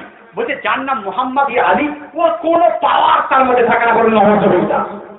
যদি আপনি এটা বিশ্বাস করেন ঈমান কায়েম, কবরে যাওয়ার পর আপনি জাহান্নামে এবং চিরস্থায়ী জাহান্নামে আপনি হয়ে যাবেন। আপনি বলে মুফতি সাহেব তাহলে দুটো আকীদা পেলাম, আপনি বলছেন আল্লাহ রাব্বুল আলামিন তাদেরকে পাওয়ার দেন, নবীদের পাওয়ার রয়েছে, ওলিদের পাওয়ার রয়েছে, আর বাতিলদের আকীদা তাকফীরুল ঈমান যে যার নাম মুহাম্মদ সাল্লাল্লাহু আলাইহি ওয়াসাল্লাম, যার নাম আলী, উনাদের কোনো পাওয়ার নাই। ফাইসালা কোরআন করবে, বিচার আপনারা করবেন, গ্রহণ আপনারা করবেন। যদি মনে হয় গ্রহণ করবো না, আমি জানবো যে আমার কথা গ্রহণ না, আপনি কোরআনী ভাষাকে গ্রহণ করতে চাইছে না। হে কোরআন তুমি জিজ্ঞাসা করো, হে কোরআন তুমি বলে দাও এই লোকেদেরকে কে সত্যিই কি যে আল্লাহর নবী যারা হয়ে থাকেন তাদের কি কোনো পাওয়ার থাকে না? কোরআন শরীফ সূরা ইব্রাহিম নোট করুন, কোরআন শরীফ সূরা ইব্রাহিম 13 পারা তার মধ্যে আপনার উল্লেখ করেন আল্লাহ রাব্বুল আলামিন আলিফ লাম র কিতাবুন আনজালনাহু ইলাইকা লিতুখরিজান নাসা মিনাজ যুলমাতি ইলান নূর। হে মুস্তাফা, আপনার উপর কিতাব নাযিল করেছি লিতুখরিজান নাসা, এই কারণে যে আপনি মানুষকে মিনাজ যুলমাতি ইলান নূর, অন্ধকার থেকে অন্ধকার থেকে আলোর রাস্তা দেখাবেন, অন্ধকার থেকে লাইট আপনি দেখাবেন, ডার্কনেস থেকে আপনি লাইটের দিকে নিয়ে যাবেন। তার নবীদের পাওয়ার দেওয়া হলো কিনা, নবী কাল্লা পাওয়ার দিয়েছেন কিনা, নবী মুস্তাফাকে পাওয়ার কি কি দিয়েছেন? কোরআন শরীফে কম বেশি 100টি আয়াত রয়েছে যে আল্লাহ রাব্বুল আলামিন উনাকে বহু পাওয়ার দিয়েছেন। আল্লাহ রাব্বুল আলামিন তারা একটা পাওয়ার পেয়ে গেলেন যে মানুষকে অন্ধকার থেকে আলো রাস্তা দেখানোর পাওয়ার নবী মুস্তাফাকে দেওয়া হয়েছে। তাহলে যারা বলে কোনো পাওয়ার ছিল না, জানবেন তারা কোরআনের দুশমনী আগে, পরে তারা আমার দুশমন বা আপনাদের দুশমন। এরপরে আহলে সুন্নাত জামাতের আরো কিছু কিতাবের আমি উল্লেখ করি, যে কিতাবটা আপনারা শুনেছেন মিশকাত শরীফ। দেখুন মিশকাত শরীফ একদম অরিজিনাল মিশকাত শরীফ আমার বলে বার থেকে নিয়ে আসতে হয়েছিল। এই কিতাবগুলো দেখছেন মিশর থেকে এবং ভারতের বিভিন্ন প্রান্ত থেকে জোগাড় করতে হয়েছে। তো মিশকাত শরীফ যেটা আপনি বিভিন্ন লোকের কাছে শুনেন, কিন্তু তারা তুলে দেখাতে পারে না বা খুলে দেখাতেও পারে না, পড়েও দেখাতে পারে না, কারণ এর মধ্যে আরবি নারা আরবিতে লেখা হইলেন। এখানে যে যাবার বেশ বলে কিছু থাকে না। আপনি বলে মৌলানা সাহেব কিভাবে বলুন একটু, কিভাবে? তো এই কিতাবের মধ্যে লেখা আছে, এই কিতাবের মধ্যে আপনার উল্লেখ রয়েছে যে কবর জিয়ারত করা জায়েজ, কবর জিয়ারত করা জায়েজ রয়েছে। রাসূল পাক সাহেবের আওলাদ তিনি উল্লেখ করেছেন যে কবর জিয়ারত করা জায়েজ। এটা একটা বাব, একটা অধ্যায় এর মধ্যে বানা হয়েছে। অধ্যায় মানে চ্যাপ্টার। কি চ্যাপ্টার? চ্যাপ্টার হচ্ছে এটাই যে কালা রাসূলুল্লাহ সাল্লাল্লাহু আলাইহি ওয়াসাল্লাম নাহাইতুকুম আন জিয়ারাতিল কুবুরি ফাজুরুহা। চ্যাপ্টার এটাই যে আমি তোমাদেরকে কবর জিয়ারত করতে আগে মানা করেছিলাম, এখন থেকে তোমরা কবর জিয়ারত করা শুরু করে দাও। তাহলে বোঝা গেল মানা করার পর রাসূলের পাক একবার এমন একটা টাইম এলো, তারপর থেকে জিয়ারত করার পারমিশন তিনি দিয়ে দিলেন। পারমিশনটা দিলেন পরে, মানা করেছেন আগে। আগে কেন মানা করেছিলেন একটা আপনাদের শুনে দিই। আগে মানা করা হয়েছিল কারণ তখন মুসলমানের বেশি কবর ছিল না, বেশিরভাগ ইহুদিদের কবর। যে কারণে রাসূল বললেন যে তোমাদের বাপ দাদার মতো অনেকে ইহুদি ছিল, অনেকে নাসারা ছিল, তাদের কবরের কাছে তোমরা যেও না। তারপরে যখন উহুদের মাঠে শহীদ হয়ে গেলেন বহু সাহাবা, বদরের মাঠে বহু লোক আপনার সাহাবী শহীদ হয়ে গেলেন, রাসূলের পাক তিনি বলেন এরপর তোমরা কবর জিয়ারত করতে শুরু করে দাও। বোঝা গেল মিশকাত শরীফের আলোকে একটা চ্যাপ্টার তিনি বেঁধেছেন যে পরবর্তীতে কবর জিয়ারত করা জায়েজ বলা হয়েছে। তাহলে কেউ যদি বলে কবর জিয়ারত করা যাবে না, আমি বলবো এই হাদিসের অস্বীকারী প্রথমে সে, আপনার প্রথম অস্বীকারী, তারপরে আমার বিরোধী। কোরআন শরীফের মধ্যে আপনাকে আল্লাহুল তাকাসুর হাত্তা জুলতুমুল মাকাবিরা, কোরআন শরীফের মধ্যে আপনার আম্মা সালামতে রয়েছে যে আল্লাহুল তাকাসুর আল্লাহ রাব্বুল আলামিন তার মধ্যে উল্লেখ করেছেন যে তোমাদের উপর এই কোরআন শরীফের মানে আয়াতের দ্বারা বোঝা হয়েছে যে তোমরা হাত্তা জুলতুমুল মাকাবিরা, এরপর এখন তোমরা কি করো, ইহা তক तुम लोग कब्र की जियारत करते रहो, কবরের জিয়ারত তোমরা করতে থাকো। তাহলে কোরআন শরীফ আমাদের হুকুম দিল কবর জিয়ারত করতে হবে, আর বাতিল তারা আমাদের কবরের জিয়ারত করতে হবে, নাউযুবিল্লাহ। তাহলে কোরআন শরীফের আকীদা আপনি বুঝতে পেরে গেলেন। আমার নিজস্ব ডিসিশন ওটাই যেটা কোরআন ও হাদিস ডিসিশন দিয়েছে। আপনার আকীদা ওটাই হওয়া দরকার যেটা কোরআন ও হাদিস আমাদের ডিক্লেয়ার করে দিয়েছে। আর এর জন্য চিৎকার চাপানোর কি প্রয়োজন নাই। আমি তো আপনাদের বললাম যে আপনারা মোকাবেলা করার সময়ের জন্য প্রস্তুত থাকুন, যে কোনো সময় আপনি আলেমদেরকে নিয়ে মোকাবেলা করুন। এই যে দলিলগুলো আমি দিচ্ছি রেকর্ড হচ্ছে, আর এই রেকর্ডটা আপনি ইন্টারনেটেও পেয়ে যাবেন। বললেন কাল পরশুর মধ্যে নেটে সার্চ করবেন আমার নাম মুফতি নুরুল আরশি বলে, দেখবেন যে এই আজকে ইনায়েতনগরের এই জলসা এটা আপনি নেটে পেয়ে যাবেন। কারণ আমরা প্রত্যেকটা জিনিস কখনো আপনি ছুটিয়ে রেখে বা মনের কথা নাই ধরি, কারণ হাদিসের আলোকে আমি তারা বোঝাতে চাই। যাই হোক, 4 নম্বর আকীদা বা লাফ আকীদা বলে আমি বক্তব্য শেষের দিকে যাবো। আর একবার পরিষ্কার নজরা পেশ করেন আল্লাহুম্মা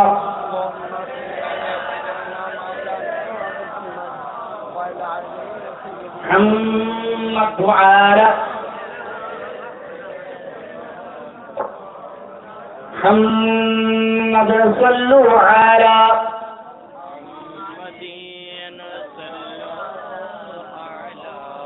محمد ہر دم زبان محمد ہر دم زبان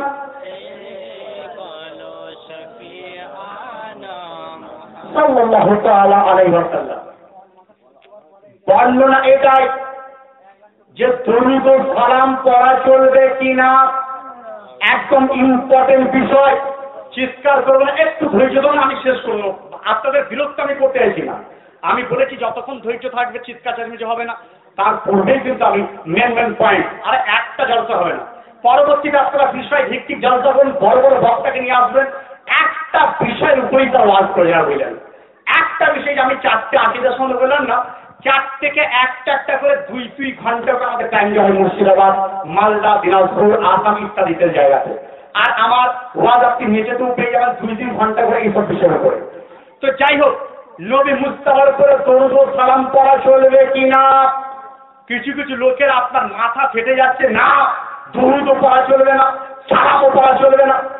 আমরা দেখুন আমাদের আকীদা যে নবী মুস্তাফার উপর দরুদ হচ্ছে এমন একটা জিনিস যে আমাদের খাবার যদি না খাই সেও উত্তম, নবী মুস্তাফার উপর দরুদ পড়া ছাড়তে পারবো না। সুন্নিদের আকীদা এটাই যে নবীর প্রতি দরুদ তারা ছাড়তে পারে না, দরুদ এত বারবার পড়া হয়। আর বাতিল তারা বলে আরে মার্কার মিট্টি में मिल गया দরুদ পড়বি কেন, ইত্যাদি তারা বলতে থাকে। তো আমি এরপর আপনাদের একটা দলিল দেখাবো। দেখুন রাসূলের পাক সাহাবী আল্লাহর উপর আল্লাহর উপর দরুদ পড়া কোরআন শরীফের মধ্যে আল্লাহ রাব্বুল আলামিন তিনি বলেন ইন্নাল্লাহা ওয়া মালাইকাতাহু ইউসাল্লুনা আলান নবী ইয়া আইয়ুহাল্লাযীনা আমানু সাল্লু আলাইহি ওয়া সাল্লিমু তাসলিমা। ইন্নাল্লাহা অবশ্যই আল্লাহ রাব্বুল আলামিন এবং তার ফেরেশতা মণ্ডলী রাসূলের পাক সাহাবী আল্লাহর উপরে দরুদ শরীফ পেশ করছেন, দরুদ পাঠাচ্ছেন। হে ইয়া আইয়ুহাল্লাযীনা আমানু, হে মুমিনগণ তোমরাও আমানু সাল্লু, তোমরা দরুদ প্রেরণ করো, দরুদ পাঠাও মুস্তাফার উপরে, ওয়া সাল্লিমু এবং সালাম পেশ করো নবী মুস্তাফার উপরে। তাহলে বোঝা গেল কোরআন শরীফের আলোকে এটা পেয়ে গেলেন যে দরুদ শরীফ পড়া, দরুদ শরীফের হুজুর তো এখানে কোথায় আছে, দরুদ শরীফ ইন্নাল্লাহু মালাইকাতুহু ইউসাল্লুনা আলাইহি। তো দরুদ পড়া এটা আপনি পেয়ে গেলেন যে কোরআন শরীফের আকীদা এটাই। আল্লাহ রাব্বুল আলামিন তার ফেরেশতা দরুদ পেশ করেন, দরুদ পাঠান। তো আল্লাহ রাব্বুল আলামিন আমাদেরকে শিক্ষা দিয়ে দিলেন যে ইয়া আইয়ুহাল্লাযীনা আমানু, হে মুমিনগণ, অর্থাৎ যারা মুমিন তাদের উদ্দেশ্যে ইন্ডিকেট করা হলো যে মুমিন যারা। সূরা আহজাব 22 পারার মধ্যে রয়েছে। তো 22 পারার মধ্যে রয়েছে আপনার হে মুমিন তোমরাও কি করো, দরুদ ও সালাম পেশ করো। তাহলে মুমিনদের উদ্দেশ্যে বলা হয়েছে, বুঝলেন, কোন বাতিলদের উদ্দেশ্যে বলা হয়নি। তো আমাদের উদ্দেশ্যে দরুদ ও সালাম পড়া হয়েছে। দলিল একটাই, কোরআন দলিল দিয়েছে, মানে চোখ বন্ধ করে মানা প্রত্যেকটি মুসলমানের কর্তব্য। কোরআন কোনো বিচার করে বিরোধী থাকার প্রয়োজন নাই। কিন্তু বাতিলরা কি বলছে জানেন, যে সালাম করা চলবে না, বসে বসে করবো, দাঁড়িয়ে করা ইত্যাদি। দলিল যখন নিয়ে যান, যার জন্য রেফারেন্স বই একটা দুটো কয়েকটা রেফারেন্স ধরে এনেছি, নিয়ে এসেছি, আপনাদের দলিলটা আমি দিয়ে যাবো। দেখুন একটা বই মিশর থেকে আমি এনেছিলাম, আর শেফা বেদ তারিখি হুকুকিল মুস্তাফা। এই রাসূল পাক সাহাবী সাল্লাল্লাহু আলাইহি ওয়াসাল্লামের মানে আপনার তারিখ সম্বন্ধে দিয়েছে। দেখুন যেটা আমি বলছিলাম, সূরা আহজাব আয়াত নাম্বার 56, ইন্নাল্লাহা ওয়া মালাইকাতাহু ইউসাল্লুনা আলান নবী ইয়া আইয়ুহাল্লাযীনা আমানু সাল্লু আলাইহি ওয়া সাল্লিমু তাসলিমা। এই আয়াতের দ্বারা নবীর উপরে দরুদ পড়ার কথা বলা হয়েছে, এই আয়াতের দ্বারা নবীর উপরে সালাম পেশ করার কথা বলা হয়েছে। তাহলে যদি আপনার গ্রামে কেউ বলে দরুদ ও সালাম পেশ করা চলবে না, আমি জানবো সে কোরআনের দুশমন, কোরআনের বিরুদ্ধে তো কথা বলছে, আমি মানতে আমি পারবো না। যদি আপনি একটা নিয়ে যান, তাহলে কোরআন শরীফ বলে দিল হে মুমিনগণ তোমরা দরুদ ও সালাম পড়ো। আলহামদুলিল্লাহ কোরআন সুন্নি জামাতকে ইন্ডিকেট করছে, হে সুন্নি জামাতের লোকেরা তোমরা দরুদ ও সালাম পেশ করো। বাতিলরা পড়ুক না পড়ুক তাদের জন্য নয়, হে ইমানদারগণ তোমরা দরুদ ও সালাম পেশ করো। তো এই সম্বন্ধে এই যে কিতাব আপনাকে দেখানোর চেষ্টা করছি, আজ শেফা বেদ তারিখি হুকুকিল মুস্তাফা, তিনি একটা বিরাট চ্যাপ্টার এনেছেন, বুঝলেন।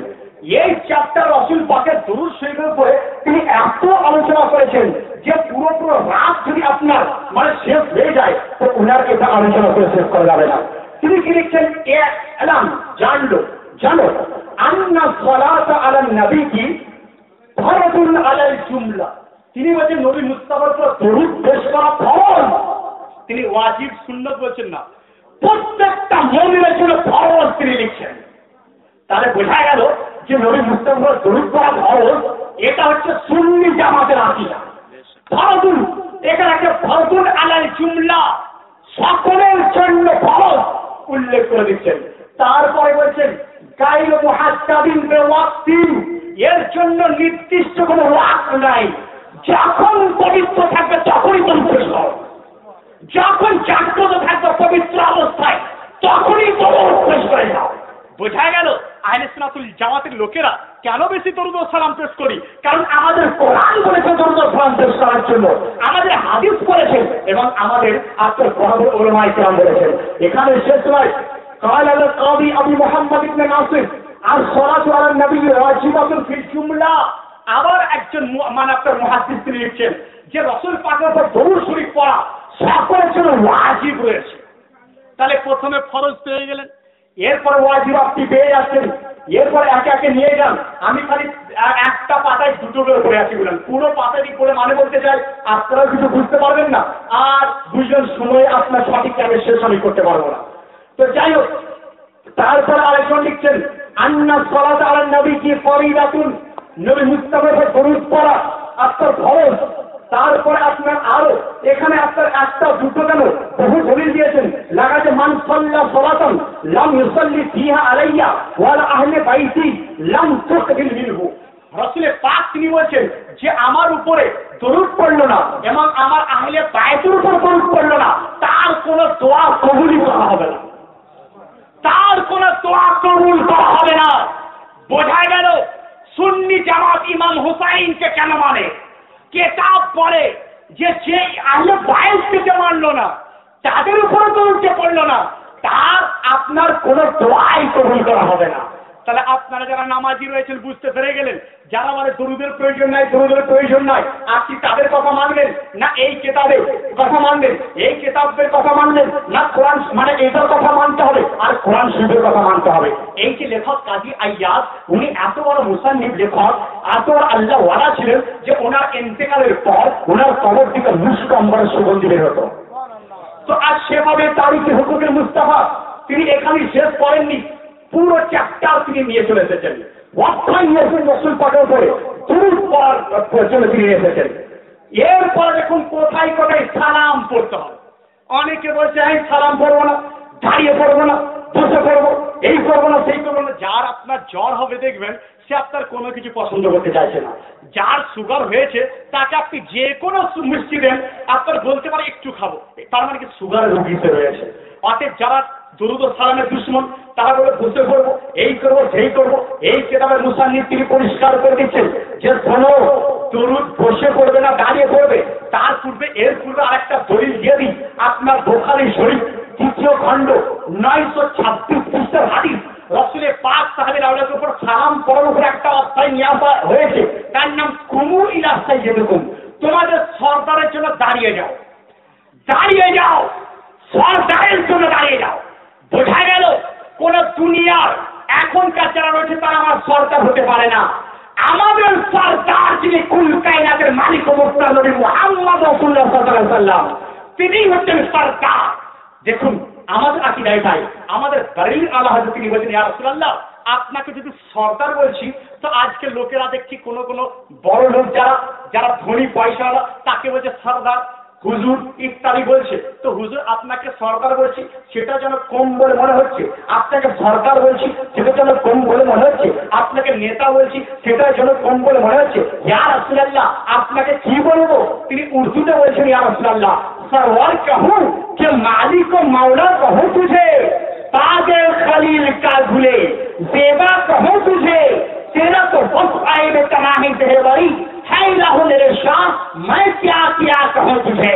आला আলা হযরত তিনি বলছেন ইয়া রাসূলুল্লাহ আপনাকে সরদার বললো যেন কম মনে হচ্ছে, সরকার বললো যেন কম মনে হচ্ছে, লেকিন নজা ने अपने जुबानी से कर दिया खालिक का बंदा खल्क का आका कहूं तुझे ইয়া রাসূলুল্লাহ সমস্ত সৃষ্টির মধ্যে আপনাকে সর্বশ্রেষ্ঠ সৃষ্টি আপনাকে আমরা বলবো, সর্বশ্রেষ্ঠ সৃষ্টি আপনাকে আমরা অভিবাদন করব। তাহলে বোঝা গেল রাসূল পাককে আপনার সবচেয়ে সরকার করার যোগ্যতম একদম সঠিক যোগ্যতম ব্যক্তি আমার রাসূল পাক সাহেবের আলা।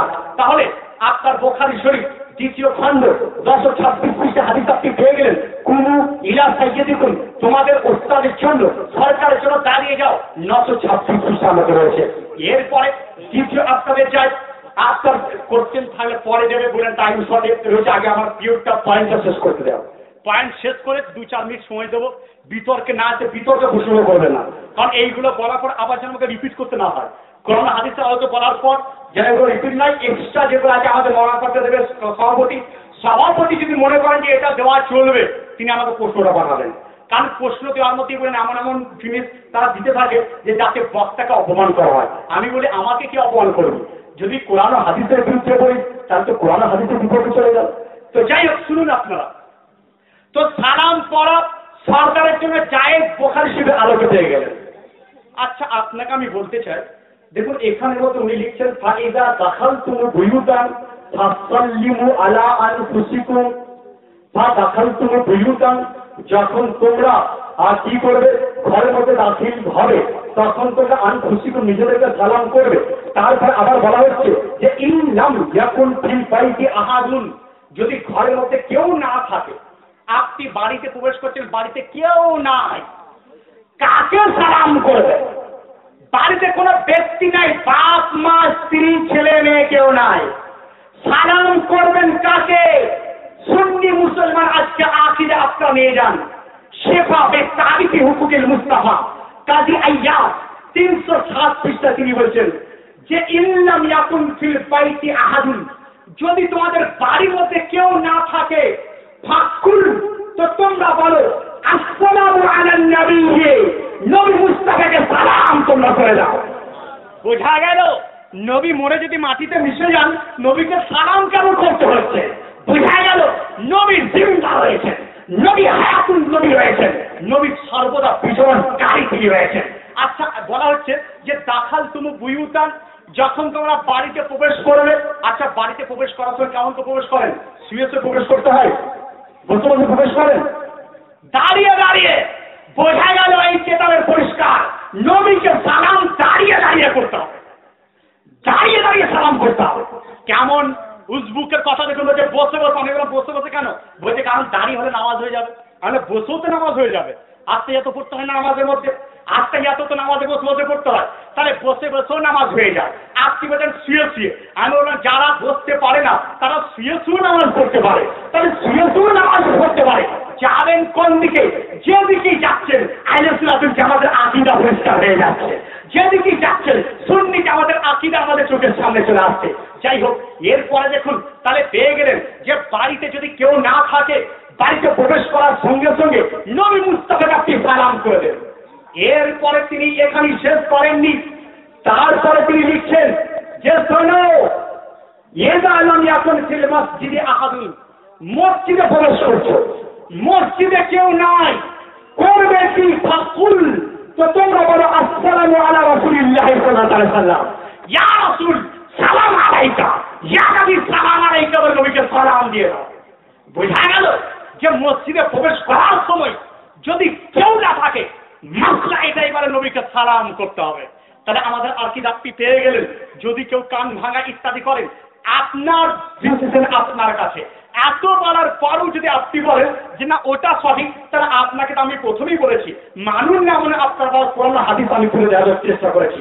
আর প্রত্যেকটা দলিল যদি প্রমাণ ভুল প্রমাণ করতে পারেন, প্রত্যেকটা কোটেশন যদি ভুল প্রমাণ করতে পারেন, এই জালসাটা পুরোটা 1 লক্ষ টাকা দেওয়ার দায়িত্ব কোরআন হাদিসের সঙ্গে আমি বলে গেলাম। পুরো জালসা যদি বলেন যে কোনো দলিলটা ওনার ঠিক হয়নি বা উনি বিরোধী কথা বলে গেছেন, একটা কোরআন হাদিসে নাই, 1 লক্ষ টাকা আমি মসজিদে আপনার কোরআন হাদিস সামনে রেখে আপনার সঙ্গে আমি বলে আছি যে দেওয়ার চেষ্টা আমার। কিন্তু তারা আমাকে একটা দলিল দেখিয়ে দিক যে নবীকে দাঁড়িয়ে দাঁড়িয়ে সালাম করা নিষেধ, নবীকে দাঁড়িয়ে দাঁড়িয়ে সালাম করা চলে না, দলিল যদি কোরআন হাদিস থেকে দিতে পারে 10,000 টাকা প্রাইজ আমার তরফ থেকে দেওয়া হবে। একটা দলিল যদি থাকে কোরআন হাদিসের মধ্যে কোন দলিল আপনি পাবেন না যে নবীকে সালাম দেওয়া নিষেধ। বোঝা গেল যে নবী মুস্তাফার প্রতি যাবে আপনার একটু চির রয়েছে।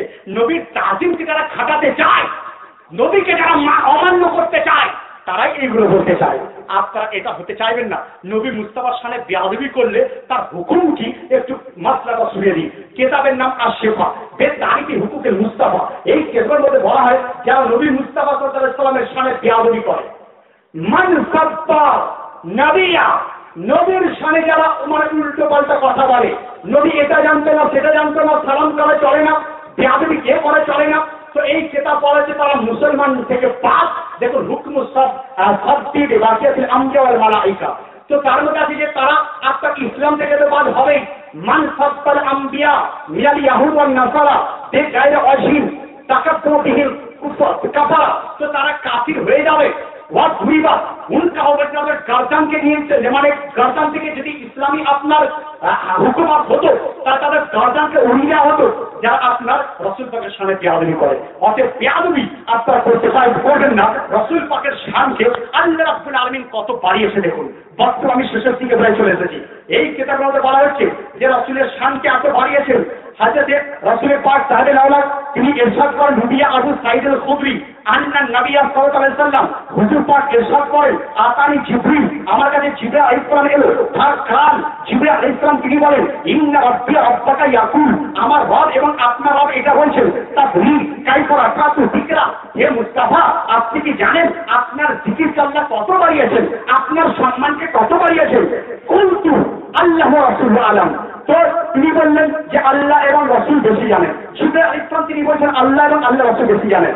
খান এটা জিকির তামাইয়া, যেখানে যেখানে আল্লাহর জিকির করা হবে সেখানে সেখানে মুস্তাফার জিকির করা হবে। যেখানে আল্লাহর জিকির সেখানে মুস্তাফার জিকির। হ্যাঁ হ্যাঁ, তাই তো কালমা তাইয়্যিবা, আল্লাহর জিকির লা ইলাহা ইল্লাল্লাহ, আল্লাহ ছাড়া কোনো মাবুদ নাই। তারপরে মুস্তাফার জিকির মুহাম্মদ রাসূলুল্লাহ সাল্লাল্লাহু আলাইহি ওয়াসাল্লাম। নবী মুস্তাফার জিকির কালমার মধ্যে যে কালমাটা কাফের এবং মুসলমানের মধ্যে ফারাক করে দেয়। কালমা পড়লে মুসলমান হয়ে যায়, তার মধ্যে আল্লাহর জিকির আগে, তারপরে নবী মুস্তাফার জিকির। আযান দিচ্ছেন মুয়াজ্জিন আল্লাহর জিকির আগে, আশহাদু আল্লা ইলাহা ইল্লাল্লাহ, তারপরে নবী মুস্তাফার জিকির। বোঝা গেল আল্লাহর জিকিরের সঙ্গে সঙ্গে নবী মুস্তাফার জিকির। নামাজ পড়ছেন আল্লাহর জিকিরের পরে পরে নবী মুস্তাফার জিকির। ইবাদত আল্লাহর জন্য, ইবাদত কিন্তু মুস্তাফার জন্য নয়, এটা ভুল করবেন না। কারণ কালকে চলে যাওয়ার পর একটা লোক হয়তো বলবে যে নবীর ইবাদত এটা করে। না না, ইবাদত একমাত্র আল্লাহর জন্য, কিন্তু জিকির আল্লাহর জন্য চায়, নবী মুস্তাফার জন্য জিকির করা চায়। কিভাবে দেখুন নামাজের মধ্যে আল্লাহর জিকিরের পরে পরে নবী মুস্তাফার জিকির কোথায়? আমরা রুকু করলাম, সিজদা করলাম, আত্তাহিয়াত এখনো পড়িনি, আল্লাহ দরবারে আজ করলাম আল্লাহ I have completed my prayer, আমি আমার নামাজকে কমপ্লিট করেছি, প্লিজ অ্যাকসেপ্ট মাই প্রে। আমার নামাজকে আপনি কবুল করে নেন। তো আল্লাহ রাব্বুল আলামিন তিনি বলেন ইউর প্রে হ্যাজ ইনকমপ্লিটেড, তোমার নামাজ এখনো কমপ্লিট হয়নি। হে আল্লাহ, আপনাকে রাজি করার জন্য রুকু করেছি, সিজদা করেছি, এখনো কমপ্লিট হয়নি। তো আল্লাহ রাব্বুল আলামিন তিনি বলেন বিকজ, কারণ এটাই যে তুমি এখনো আত্তাহিয়াত পড়োনি। হে আল্লাহ, হোয়াট ইজ ইন আত্তাহিয়াত? ও আল্লাহ রাব্বুল আলামিন, আত্তাহিয়াতের মধ্যে এমন কি রয়েছে যেটা রুকু করার থেকে দামি? হে আল্লাহ, আত্তাহিয়াতের মধ্যে এমন কি রয়েছে যেটা সিজদার থেকে দামি? তো আল্লাহ রাব্বুল আলামিন তিনি বলেন শোনো, আত্তাহিয়াতের মধ্যে আমার জিকিরের সঙ্গে সঙ্গে নবী মুস্তাফার জিকির সালাম তার মধ্যে রয়েছে। যারা বলে নবীর সালাম নেই, আমি তো বলি আত্তাহিয়াতের মধ্যেই সালাম আল্লাহ ভরে দিয়েছেন। কারণ যারা বলে সালাম পড়বো না পড়বো না পড়বো না, আমি বলি তারা হয়তো আত্তাহিয়াতুই মানে বুঝে না বা পড়তে জানে না। আমরা যেটা পড়ি সুন্নি জামাতের লোকেরা যেটা পড়ে তার মধ্যে কিন্তু নবীর উপর সালাম রয়েছে। আপনারা কোনটা পড়েন সেটা আমি বলতে পারছি না। আমরা কোনটা পড়ি জানেন? আত্তাহিয়াতু লিল্লাহি ওয়াস সালাওয়াতু ওয়াত তাইয়্যিবাতু আসসালামু আলাইকা আইয়ুহান নবী ওয়া রাহমাতুল্লাহি ওয়া বারাকাতুহু, এটা আমরা পড়ি। তাহলে আত্তাহিয়াতু লিল্লাহি ওয়াস সালাওয়াতু ওয়াল কিবস ওয়াল ফরমায় কি আল্লাহ সমস্ত উপর হুকুম আল্লাহর জন্য, নামাজ আল্লাহর জন্য, রোজা আল্লাহর জন্য, যাকাত আল্লাহর জন্য, তাসবিহ তাহলিল আল্লাহর জন্য। রাসূলের পাক যখন ইরশাদ করলেন এটাই, তো আল্লাহ রাব্বুল আলামিন তিনি কি করতেন? তিনি বলেন আসসালামু আলাইকা আইয়ুহান নবী, হে নবী তোমার উপর সালাম নাযিল হোক। তাহলে আল্লাহ রাব্বুল আলামিন নবীর সালামটা তাহিয়াতের মধ্যে অন্তর্ভুক্ত দিয়েছেন। তাহলে যদি বলে সালাম পড়বো না আমি পড়বো, তাদের আত্মাহিয়াতে পড়ার কোনো যোগ্যতা নাই, কারণ আত্মাহিয়াতের মধ্যে নবীর সালাম রয়েছে। আবার পড়েছি যদি আপনাদের ডাউট হয়, আত্তাহিয়াতু লিল্লাহি ওয়াস সালাওয়াতু ওয়া তাইয়্যিবাতু আসসালামু আলাইকা আইয়ুহান নবী, এই যে আমরা পড়ি বুঝলেন যে আসসালামু আলাইকা আইয়ুহান নবী, হে মুস্তাফা আপনার উপর সালাম নাযিল হোক। নবীকে সালাম আমরা দিয়ে থাকি। হ্যাঁ, এটা দেখুন প্রশ্ন হলো যে কখন?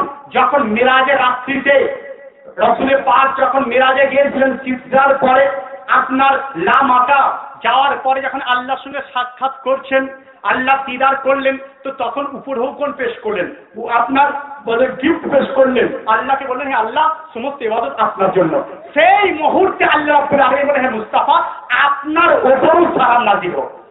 এরপরে যারা আরবি সম্বন্ধে যারা জ্ঞানী তাদেরকে বোঝাতে যাচ্ছি, এই জমিরটা যিনি সামনে থাকেন তার জন্য ব্যবহার করা হয়। ইংরেজিতে ইউ বলা হয়। আমি বললাম হাউ আর ইউ, আপনি কেমন, তার মানে সামনে আসেন, কিংবা ডাইরেক্ট আপনার সঙ্গে কথা হচ্ছে। আচ্ছা যে আমার সামনে নাই কি বলি যে সে কেমন আছে, সে কেমন আছে, মানে ইউ আর বলি না, তো আরবিতে কাজ তোমার জন্য ব্যবহার করা হয়। হাউ আর ইউ, কাইফা হাল ইউকা, আপনি কেমন আছেন। আর যদি দূরে থাকে কাইফা হাল লুহু, তিনি কেমন আছেন। নামাজের মধ্যে বলা হলো কি, নামাজের মধ্যে নবী মুস্তাফাকে বলা হলো আসসালামু আলাইকা, হে মুস্তাফা আপনার উপর দরুদ, আপনার উপর সালাম। বোঝা গেল আমরা যখন নামাজ পড়ি আমাদের পাশে নবী মুস্তাফা হাজির নাজির হয়ে থাকে, নবী মুস্তাফা হাজির থাকেন। যদি মানতে না চান আমি জানবো যে কিছুই আপনি বুঝলেন না। এরপরে নবী আপনার দেখুন হুজুর পাক সাহেবের আল্লাহকে রিসপেক্ট তাজিম কিভাবে করতেন। একদম প্রথম দিকে চলে আসি যে সাহাবীদের তরিকাতে, নবী পাকের তরিকাতে যারাই তারাই আহলে সুন্নাতুল জামাত, আর তারাই জান্নাতি জামাত। একদম পুরো ঘিরে দিলে বক্তব্য একদম কমপ্লিট একটা বক্তব্য হয়ে যাবে, কমপ্লিট আপনারা বুঝতে পারবেন। যেটা আমি কোরআন শরীফকে বলেছিলাম ইহদিনাস সিরাতাল মুস্তাকিম, হে আল্লাহ আমাকে সঠিক রাস্তাতে চালনা করো। সঠিক রাস্তা কোনটা? সঠিক রাস্তা সেটাই যেটা আল্লাহ রাসূল যেটাই ছিলেন এবং আল্লাহ রাসূলের সাহাবীরা যাতে ছিলেন। এরপরে আপনি বলে মৌলভী সাহেব আপনারা কিভাবে তাজিম করেন, আমরা বলি আমরা তাজিম এটাই করি, রাসূল পাকের দিদার যদি হয়ে যায় তাহলে আমাদের জিন্দেগিটার কিছুই আমরা চাই না। রাসূল পাকের রেসপেক্ট সাহাবীরা করতেন কেমন? বুখারী শরীফ প্রথম খণ্ড দেখুন, এটা প্রথম খণ্ডের হাদিস আপনাদের শুনিয়ে দিই যে কিভাবে রেসপেক্ট করা হতো, কিভাবে রাসূল পাকের সামনে সাহাবীরা পেশ আসতেন। আজকে আমরা সালাম পেশ করছি, তখন আপনি এতরাজ করে দিচ্ছেন যে আরে বারেলিরা সুন্নি জামাতের লোকেরা নবীকে সালাম করছে। যখন নবীর স্থানে ইয়া নবী করছি তখন আপনার গায়ে লেগে যায়। যখন রাসূলের স্থানে দরুদ পেশ করছি তখন আপনার বিভিন্ন সমস্যা মধ্যে হয়। কিন্তু দেখুন এখানে বুখারী শরীফ থেকে আপনার দলিল আপনাদের দিয়ে যায় সাহাবী রাসূলুল্লাহ কি রাসূল পাকের স্থানে আপনার তাজিম করতেন, রেসপেক্ট কিভাবে করতেন। এই হাদিসের মধ্যে প্রথম খণ্ড, তার মধ্যে হাদিস ইস তানাক খামান নবীকে মুখামাতান, রাসূলের পাক যখনই আপনার থুক মোবারককে ওনার মুখ থেকে ফেলবো মনে করতেন। থুতু মোবারক, আমাদের থুককে থুক বলা হয় আর রাসূল পাকের থুককে থুতু মোবারক বলা হয়, কারণ ওনার থুক মোবারক যদি আপনার একটু পাওয়া যায় তাহলে আপনার জিন্দেগি একদম বন্দেগি হয়ে যাবে, জিন্দেগি আপনার ছুটে যাবে। তো ওই থুতু মোবারককে একটু নেওয়ার পর আপনার যখন মুখ থেকে উনি ফেলবো মনে করতেন তো সমস্ত সাহাবী কম্পিটিশন শুরু করে দিতেন। কোন সাহাবী নিজের হাতকে বাড়িয়ে দিতেন, কোন সাহাবী নিজের মাথাকে পেতে দিতেন, কোন সাহাবী নিজের দামানকে পেতে দিতেন, কোন সাহাবী নিজে শুয়ে পড়তেন আর বলতেন যে আমাদের জান চাই যা, নবী মুস্তাফার খুচুর বেয়াদবি হতে আমরা দেব না।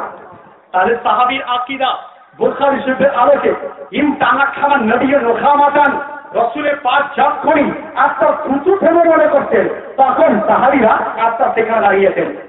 ৭৭ পৃষ্ঠা রয়েছে বুঝলেন, পেজ নাম্বারটা না বললে অনেকে বলবেন দেখুন বললেন আপনার পৃষ্ঠা নাম্বার বললেন না, বাবু ভূষণ আপনার রসুল পাকের থুতু মোবারকের বর্ণনা ওয়ামা তামাক খাবার নবীজন খামাতান ইল্লা ওয়াকাত বিকাফি রাজুলিন মিনহুম ফাতালাকা বিহাওয়া জাহাওয়া জিল্লাহ। আর ওটা নেওয়ার পর করতেন কি, তারা তালাকা বিহা সেটা নিয়ে চোখে আর মুখেতে মাখতে শুরু করে দিতেন, চোখে মুখে মাখতে শুরু করে দিতেন। কারণ এটাই বলেন সাহাবী রাসূল যে আপনার মুস্কে আম্বার থেকে সুগন্ধ মুস্তাফার থুতু মোবারক ছিল। রাসূল পাক সাহাবী লাউলাকে থুতু মোবারক মুস্কে আম্বারের মতো ছিল শেষ দিকে একদম। যাই হোক, তাহলে আপনারা বক্তব্যে তারা এটা বুঝতে পেরে গেলেন। আর আমার লেখা বই গতবার ইনলান করেছিলাম সুন্নি তোফা বা নামাজে মুস্তাফা বললেন, এটা নামাজের কিতাব রোজার সামনে আসছে, বহু মাসলা মাসাইলের মধ্যে আমি দিয়েছি বুঝলেন। আর এটা আমার লেখা কিতাব, যদি মনে করেন নিয়ে যাবেন তামিদে ইমান, ইমানের বুনিয়াদ, ইমানের সম্বন্ধে এর মধ্যে পেয়ে যাবেন আমার লেখা বই সুন্নি তোফা নামাজে মুস্তাফা বললেন। পশ্চিমবঙ্গের এত এই বইটার চাহিদা আপনারা এলাকার লোকগুলো বুঝতে পারেন না, আমার সঙ্গে যারা যাচ্ছে তারা বুঝতে পারে। একটি স্টেজে 50-100 লোকে আছে আপনার মানে জোরে নেওয়ার জন্য কম্পিটিশন শুরু করে দেয়। আপনাদের কাছে আমি জানি যে এলাকায় লোক দিতে চায় না, যে কারণে মাত্র 11 থেকে 12টা আমি নিয়ে এসেছি বললেন। অর্থাৎ যদি মনে করেন এতে কি কি মশলা জানেন, বহু মশলা, যে আপনার যেমন আজকালকার নতুন মশলা, নতুন জিনিস, যে আপনার হাতে যদি মোবাইল 40,000 টাকা দামি থাকে তাহলে সেই মোবাইলের আপনার জাকাত দিতে হবে কিনা এর মধ্যে উল্লেখ করেছি।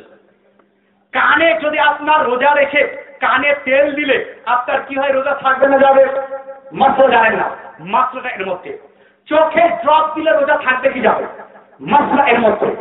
একটা রোজা যদি ইচ্ছাকৃত ভাঙা যায় পুরো জিন্দগি রোজা রাখলে তার সমতুল্য হয় না।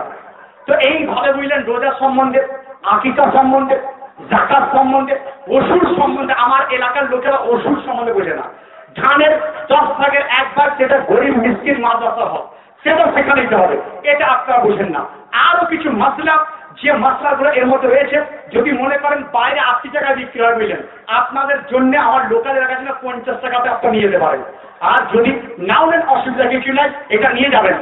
আর রিকোয়েস্ট আপনাদের কাছে বারবার যেটা আমি রাখি, বা আপনার এলাকাতেও মাদ্রাসা থেকে ছেলেরা আছে, আছে মাদ্রাসা গলসিয়া ইকবাল আহমদ বেহেশতিয়া আপনাদের মাদ্রাসা, তার কারণ আপনার করার ক্ষমতা বা তাকে রক্ষা করার দায়িত্ব আপনাদের। তাই আজকে আপনারা কিন্তু 50, 110 যে যা পারবেন ওই মাদ্রাসার জন্য দিয়ে যাবেন।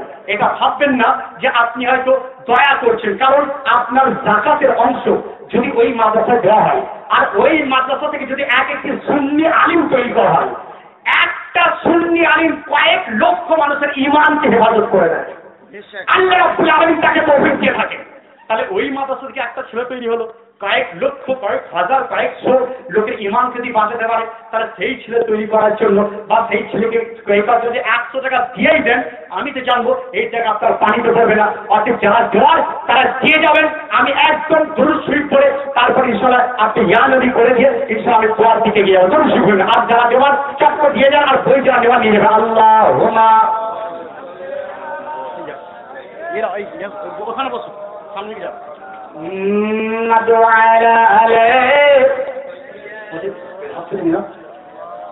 مولانا محمد صلوا على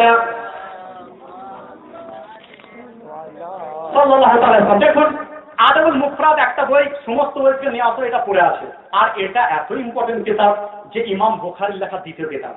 তো এই কিতাবটা যদি দলিলটা না দিই তাহলে বুঝলেন কেমন একটা বাকি থেকে আছে মনে হচ্ছে, বা এই কিতাবটা নিয়ে আসা একটু অসম্মান করে মনে হবে। এই কিতাবে একটা দলিল দেখানোর জন্য নিয়ে এসেছিলাম যে ওয়াফাতের পরে নবীকে ইয়া রাসূলুল্লাহ বলে ডাকা চলবে কিনা, ইয়া মুহাম্মদ সাল্লাল্লাহু আলাইহি ওয়াসাল্লাম বলে ডাকা চলে কিনা, ইয়া গাউসে পাক বলে ডাকা চলে কিনা। অনেক লোকের আকীদা না, এগুলো চলে না। তো এই কিতাবটা আমি সৌদিতে হজ করতে গিয়েছিল বুঝলেন, সেখান থেকে আমি আনিয়েছিলাম, কারণ ভারতে পাওয়া যায় না।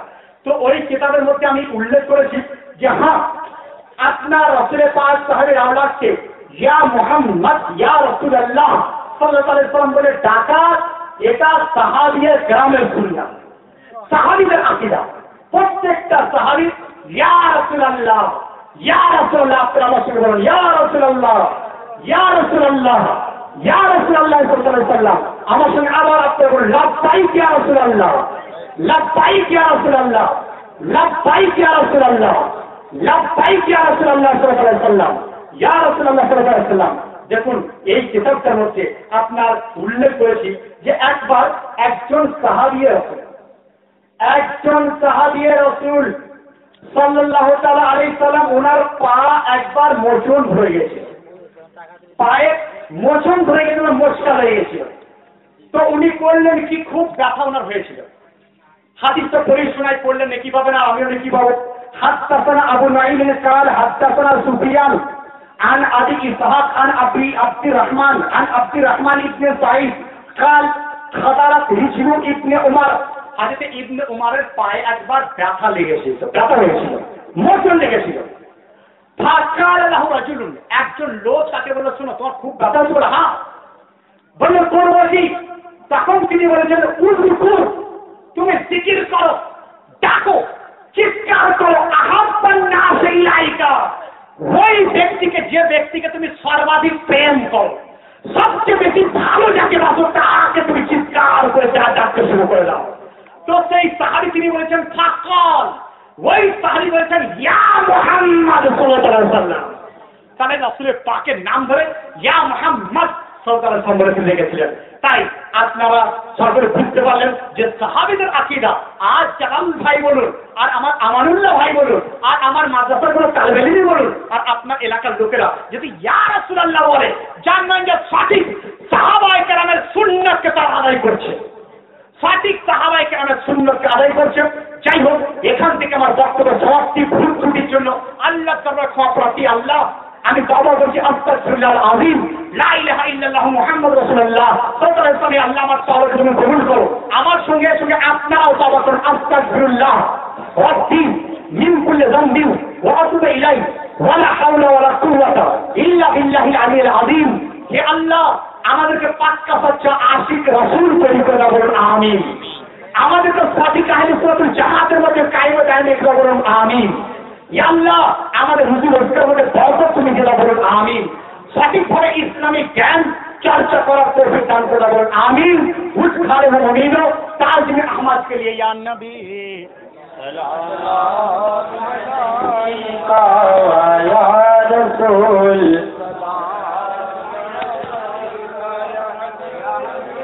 सलाम अलैका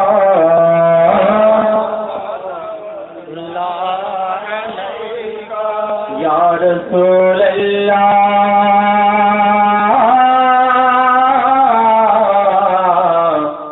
या हबीबी। आपका तशरीफ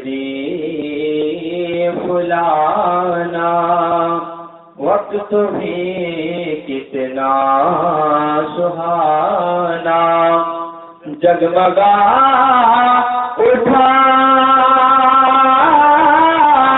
ज़बाना होगा किसी तराना।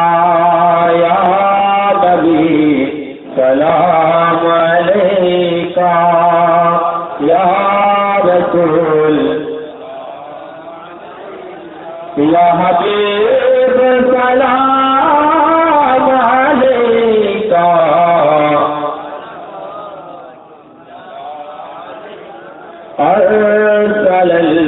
अरसलल्लाहु ताला इंदना नूरम मुबीना मुस्तफा माजा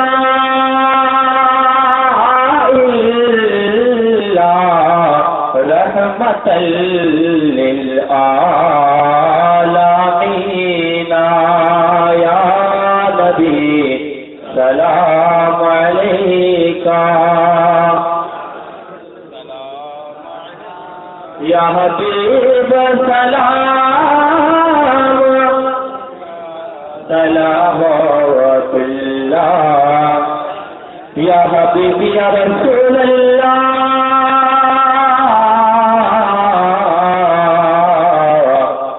नबी गो सलाम हजार बार, আমরা যে সবাই গুনাহগার, কিছুই নাই মোদের